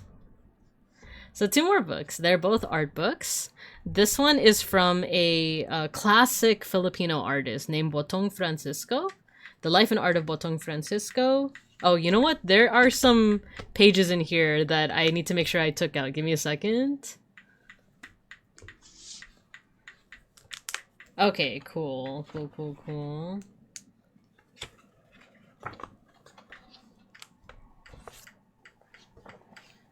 Yeah, there was like some papers in there that I forgot about. Okay, it should be good now. It should be good. So yeah, this is Botong Francisco. One of my friends and I did an Omona gift exchange for Christmas and she got me basically the whole Magni collection. Oh, that's so cute. I love that. It'd be a dream to have the desk mat. Ooh, okay. I'm sure someday people will be willing to part with theirs. I don't know about me, because it's a classic, right? But yeah, so this is like a classic Filipino artist from, trying to remember like the years, but you see a lot of their work in like the National Museum. Sounds like Awesome Friends, right? But they've drawn a lot of art of just like the history of the Philippines. Like this is one, oh, boobies. This is a cool one. Where it's like the Virgin and Child. Facing page of Madonna of the Bamboo. This is drawn in, or painted in 1962. Here we go. So we have he's drawn a lot of like just historical like stuff of like the historical Philippines, even going back to like pre-colonial.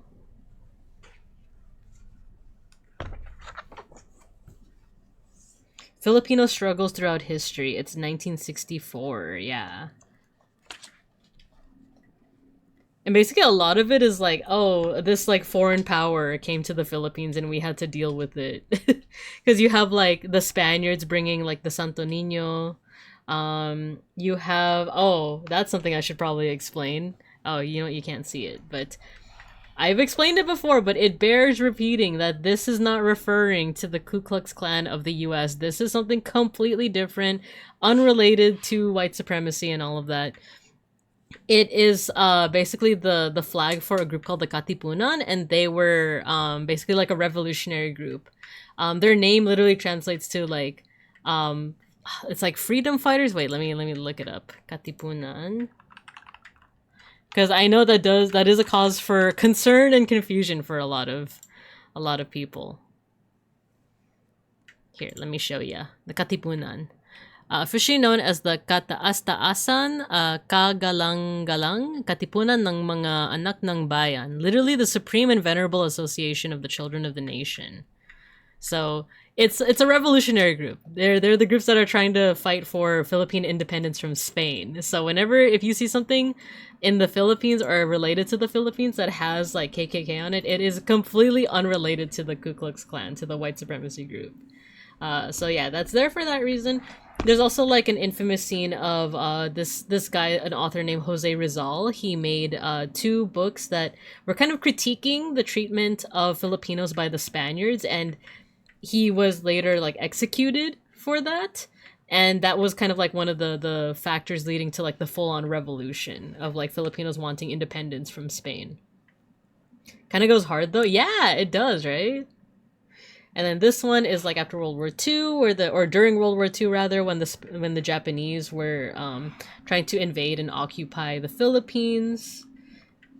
I was talking with my grandma like during the last Christmas party, and she was telling me some like she was telling me some stories about the war in like kind of like a lackadaisical like I guess like casual voice, but the actual thing she was saying was like horrifying. It's like, oh yeah, I remember when the Japanese were here. Yeah, they tried to kidnap me and stuff like that. And I'm like, what?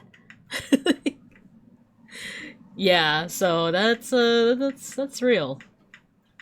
But yeah, so the Art of Botong Francisco goes over just stuff like that. And plus the artistry I think is just very cool because like it's very, a lot of his art is like very dense with like imagery. So Botong Francisco, the life and art of, and this is edited by Patrick D. Flores. And then the last book that I want to tease for you guys might already be a favorite with some of y'all. Like the grandpa that remembered hiding the rice paddies from the Japanese shrugs nonchalantly. Yeah. I don't know if you've also had those moments with like, oh, I just realized that you could see under my desk right here. Yeah, if you've also had those moments where like you have older relatives that like talk about World War II and just being like, oh yeah, what a time that was. Grandma telling her very cool trick chop of World War II. Yeah. Telling us all the stories, right? But yeah, this last book is an art book of a very awesome watercolor artist named Heikkala. She's, I believe, Finnish. I believe she's from Finland. But you've likely probably seen her art. If you like have an algorithm that like shows art or like art processes, you might have seen her art before. She's a watercolor artist and she just does like amazing, like very whimsical art, all in watercolor too. Let's see if I can get a good... It also kind of goes into like their process as well with art. Here we go. This is a really nice one. Stuff like that. All in watercolor too, and you can tell it is done by her and not AI because she also posts like the works in progress, but also like the process of it. And also she's been doing that since before even like AI was like super popular. So, because I remember following her since like before the 2020s even. I also have that book. Actually, I have one of her official prints next to our bed. Awesome, idol. I love her art so much. We'll just look at one more picture. Oh, here we go. This is a good spread. Because yeah, I know I keep on just saying like this isn't watercolor, this isn't watercolor, because like watercolor is not an easy medium to master. And she's mastered it. Like she plays around with like using masking fluid and different like techniques. Like she uses ink, she uses what's it called, like colored pencils and colored markers as well. So she experiments a lot with her technique, and it usually comes out like not usually, always, it always comes out like really nice. Even the way she plays with like light, because the thing with watercolor that makes it kind of hard is that the lightest parts are typically the paper. Like, in order to make sure that like the part of the vending machine is like white, you have to mask it from the paint. You have to shield it from the paint so that like basically like the white is like the white of the paper. It's the reverse of, say, acrylic, where you usually start off with like your dark colors and then you build to your light colors. This is the reverse. You're starting from your lights and building into your darks. So I remember for me when I was learning it, it was rough. It's like really hard to learn that technique. But she's mastered it like beautifully. So yeah, these are just some of the books that we are going to be going through during our read-alongs. So I definitely want to start next week. I just have to see what my schedule looks like, because as I was making my schedule for next week, I didn't realize that I was actually because the way that I have my, you know what, I'll just show you. Like, I'll just show you. Give me a second.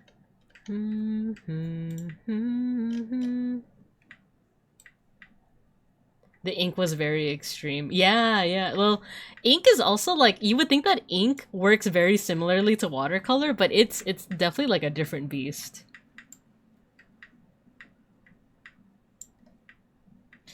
So let me show you what I have on my schedule so far for next week. Even though we're not done with the week yet, but just so that you can see what I'm yapping about. So yeah, we are currently on Christmas week, right?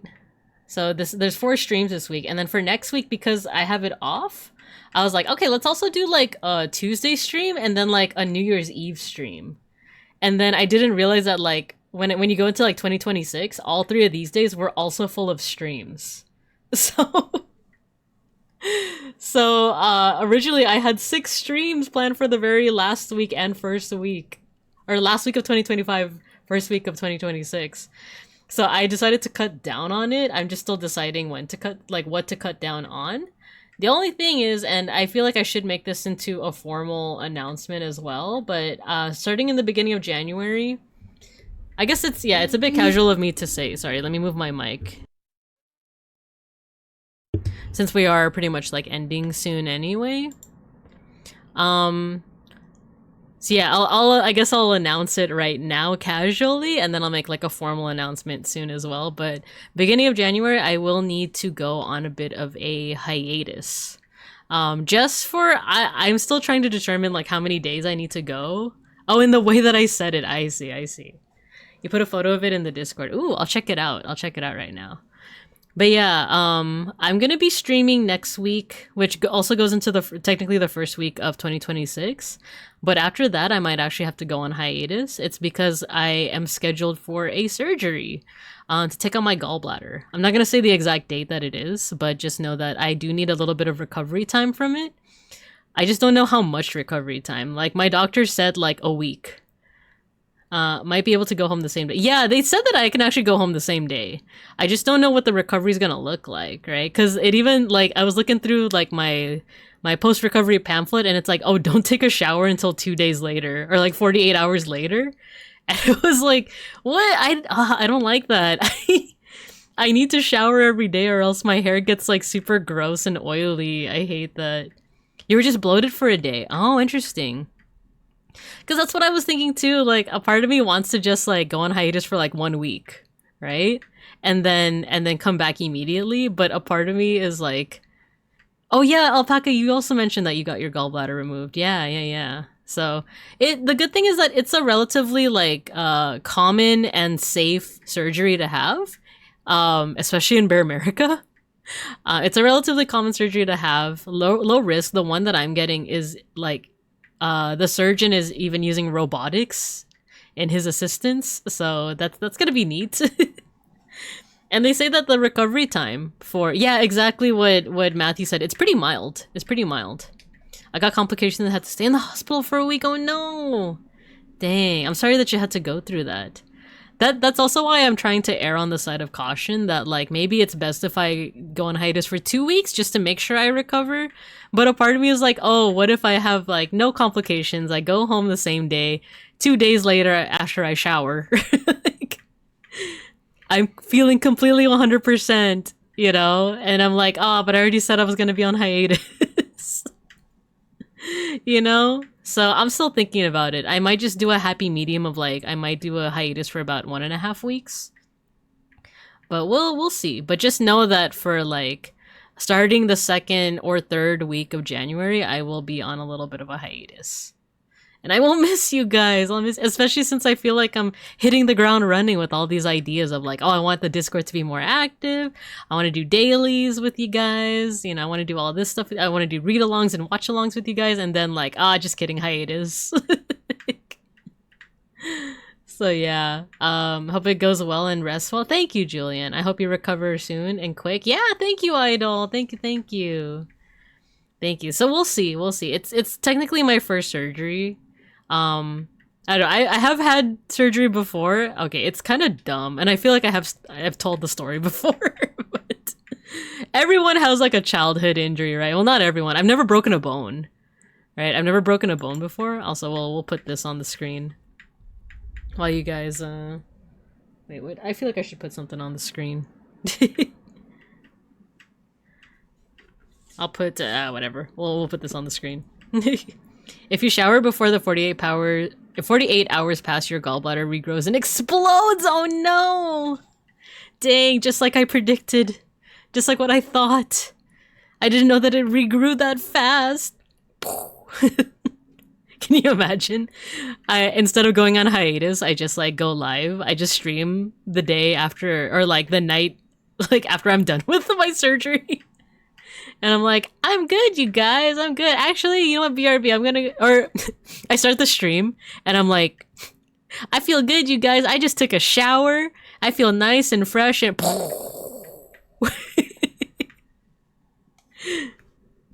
like this. Explode. Hey, guys, I just finished my surgery. I feel great. Like, I feel fantastic. I just took a shower. Boom. No. I just don't like the idea of not showering for 48 hours. I feel like the longest I've gone is like 24 hours. Like, my hair gets so oily. I hate it. I've gone camping once with my Filipino club in college, and that one was like I think we didn't take a shower for like 24 to 48 hours, and I remember feeling like so gross. And everyone likes doing this thing where they after we're done camping, we go to like a nearby like mall to like go eat and stuff and socialize before everyone goes home. And I'm like, why do we do that? Everyone stinks. And like, or this isn't shade at anyone. It's more so of like me being like, man, I'm a stinky bear. My hair's all oily. I don't like this. You guys laughing at me explode after I take my shower. You could ask Beans to clean your hair on the sink. I could. I've never done that before, but I would be down. I just hate how my hair feels, you know? 48 hours, it's fine if you can rinse your hair, it's fine. Yeah, that's what I imagine too. But also I imagine like when you bathe yourself, is it just like they don't want the pressure of like the water droplets? Could I get a rag and just like clean all the like dirty stuff off of my skin, right? Because I know I'm making a big deal about my hair, but also I feel like having dirty skin is also gonna feel super gross. So like it, I don't know. Not necessarily anyone who's gotten the surgery before, but anyone who's had a surgery and has had to go through that. Can I just like clean myself with a rag, you know, or like a bucket? Okay, that's actually a good transition into my story of like the very first surgery I ever had. It was on my brain. No, I'm just kidding. Not... okay, I'll tell you guys the story. Wait, Wait, what is it? I kind of just passed out for a while, didn't even notice the whole 24 hours. Oh, okay. So maybe it'll just fly by then. My mom has done that to me before. Probably worrying about infection. Ah, I see. Oh, ad break. Okay, let me finish my story first, and then we'll start finishing things off. So, very first surgery was when I was about 9 years old. I was just a cub, and we lived in like an older apartment, or more like a duplex. It was a really small like apartment, basically. And our bathroom didn't have like an upper faucet. I think I have told the story before, but I'm just gonna say it again. Our bathroom didn't have an upper faucet, so it was just like a tub with like the bottom faucet. So you could bathe yourself if you had like a bucket, right? If you had a bucket, you just fill it up with water and you just dump it over your head. You know, you put soap, you dump it over your head, etc., etc. But this one time I was playing in the tub. I was playing in the tub with like my toys and stuff. I think I even had like a bubble bath and stuff. So I think after the bath was done, I like drained the water and then I went under the faucet. Okay, I went under the faucet. I don't know like how I can visually illustrate this, but like here, imagine this clip is the faucet and this statue of Horus was my head. So I was like rinsing my head underneath the running faucet. I was like rinsing out all the suds and stuff. And then as I was getting up, I hit my head on the faucet. And it hurt, but not enough for me to be like, ouchies, and like, you know, screaming and stuff. But then I got a bucket. I put a bucket underneath the running water, and then I poured the bucket over my head, and I saw blood. Like the water that was running down from like the top of my head, it had blood in it. And I remember like panicking. And that's when I like screamed. I was like, ah! Mommy! And I was like screaming for my mom, and my mom like came rushing in. She's like, what's wrong? What happened? And then it was like, there's blood in the water. And then she looked at my head and she's like, oh my gosh, we have to get you to a hospital right now. So my mom and dad like drove me to the nearby hospital, and we were in the waiting room for a while. And I distinctly remember like my mom had something on top of my head. I don't know if it was like a paper towel or a rag or something like that. And I remember resting my head on her lap. And then I was looking around in the waiting room. I don't know why they didn't just like put me in a room immediately, but I was in the waiting room. I was looking around, and I remember there was a guy who had like oh my god, I'm trying to remember. Was it like a chest wound or like a head wound? How many stitches? I actually don't remember, but I did get stitches. Poor baby Binka. That sounds like something that would have happened to me. Oh no, idol. Most of the time I think they prefer max with tail or cleaning. I see. Oh, with tall or cleaning. Ah, I see. But yeah, so like I remember looking around the emergency room waiting room and seeing another person. It was like an older man, and he had like a wound. I can't remember if it was like a head wound or like a chest wound, but I just remember like it was like not gushing blood, but there was very obviously like blood. And I remember thinking like, why is that person not in like a room right now? Why are they out here in the waiting room with me? You know? Yeah, exactly. Peck School, like the Simpsons ER scenes where like someone's getting eaten by a crocodile, or like someone has like a very visible like wound, you know? And even though it's not gushing blood, it's like, oh, that's a lot of blood. Why is this person in the waiting room and not in like a room, you know? When there's always the craziest ones and people waiting. Exactly. I'm trying to remember like specific ones, but that's like 100% what had happened to where like I have like a head wound, this other person had a head wound, and it's like, why is no one seeing us right now? But yeah, I did get stitches that day. I don't remember how many, and I don't think it's even like super obvious. Well, the thing is, it's on my head, so it's covered by like hair. So I don't know if I have a scar or if I were to like shave my head, you know, go the big ham bald route, if you would see a scar or not. But I also know that some scars do fade, because when I was younger, we had another cat. It used to just be me and my little brother. And one day, I don't even remember why or how, but the cat scratched my brother on the face. And I remember like witnessing it. It felt like it was like in slow motion. I don't remember what led up to it, but like my brother, I don't know, like 12 or something at the time. So my brother, he's about like 8 years younger than me. He was like 4. He was like 4 and he got scratched in the face by our old cat. And I remember like witnessing it and it like felt like slow motion for me because this is gonna sound so bad. This is gonna sound extremely bad, but that's legitimately what I thought at the time. Was my first thought when I saw my little brother, my baby brother, getting scratched in the face was, I'm gonna get in so much trouble. like my parents are gonna freaking like murder me. Like I wasn't like, oh no, my darling little baby brother is in so much pain. It's like I'm gonna freaking get spanked so bad. Like, but I remember like eventually I was like, oh my gosh, mom. Mom, the cat scratched Binka, bro.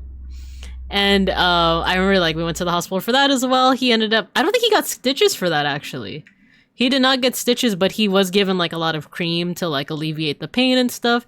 And for like a good chunk of his life, he had scars on his face. They weren't super obvious, but they were there if you like knew where to look. I think the most obvious was like the little place in between your nose and your lip.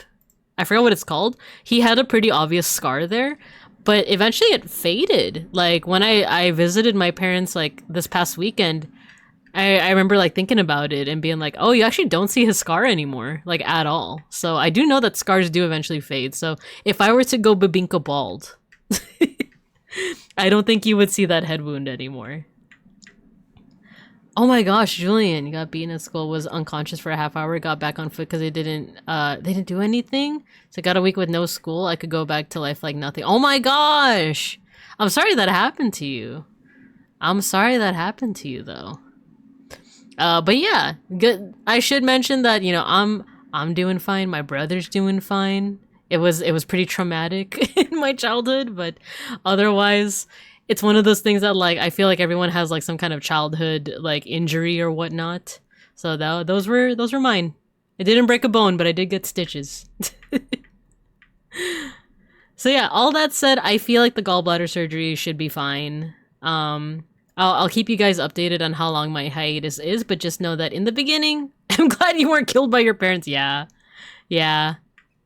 I think they were too, like, concerned over my little brother to be like, you're supposed to be watching him. Why did you let the cat scratch him?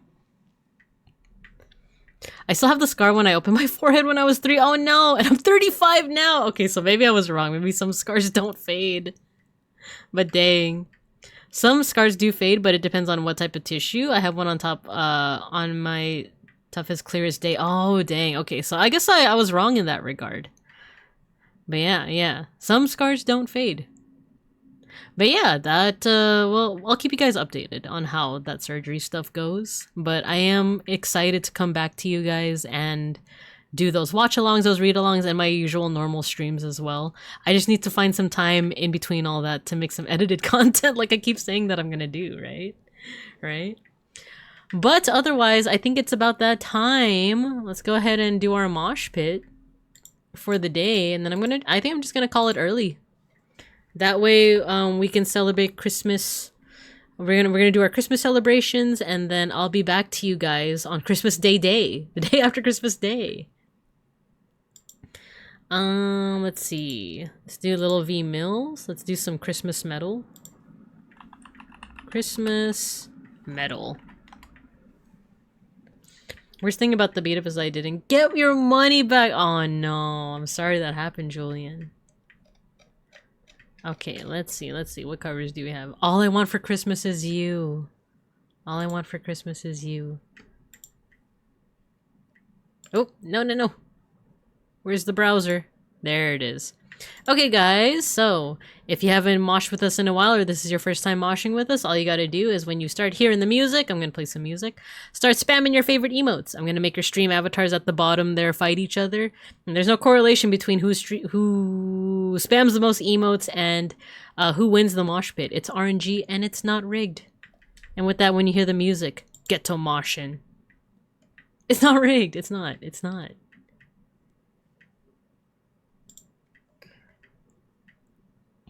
Why must we fight? It's a friendly mosh. It's a friendly mosh. The Christmas tree. I just want.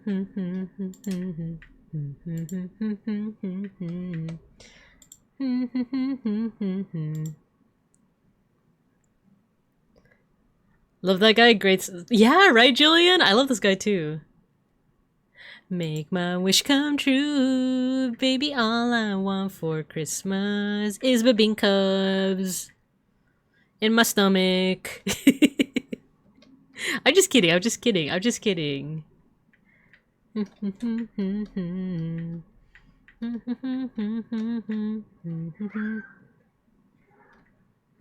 Oh, lots of people are streaming tonight. There's a lot of people streaming tonight. Oh my gosh. I love his. Oh yeah, the Dandaran OP. Yeah, she cannibalizes us. I did forget about the mosh. Oopsie. She's gonna turn us into poop. Oopsie poopsie.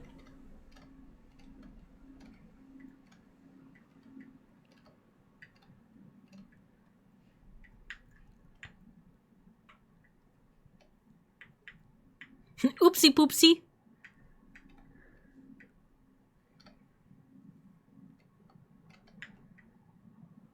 That for Christmas.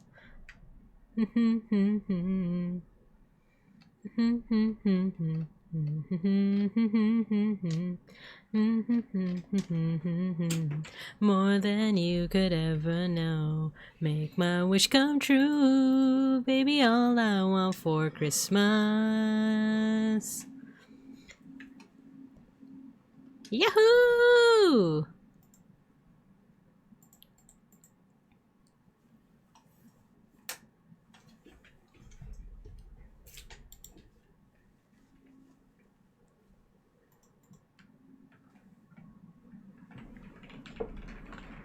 I'm thinking we should raid into Halbernacht. We should go from one Matthew favorite to another, right? Who won it? Fugubi, you survived the mosh pit. Let's go. Let's go. And yeah, guys, it's Christmas Eve. Congratulations, Fugubi, and thank you all for tuning in. I'm glad that you guys were interested in some of the books that I had. If there's any that you guys would want to recommend, that's probably something I forgot to do as well. But if there's any books that you guys would want to recommend, let me know in the Discord. But otherwise, thanks for tuning in. We're gonna raid into Halbernacht. He's a really cool guy. I love his model right now. He's doing his monster thing. But we're gonna raid. I'll see you guys after Christmas. I hope you guys have a good, happy holidays. I'll be on the Discord. I'll be on the social medias. But I hope you guys have a good morning, afternoon, and evening. And as always, I'll see you guys when I see you guys. It's a Christmas miracle. The mosh was not rigged. It's what do you mean? Yummy bus seat. Merry Christmas. Merry Chrysler. It's good to see you guys. Have a good holiday, everyone. We raid. Bye-bye.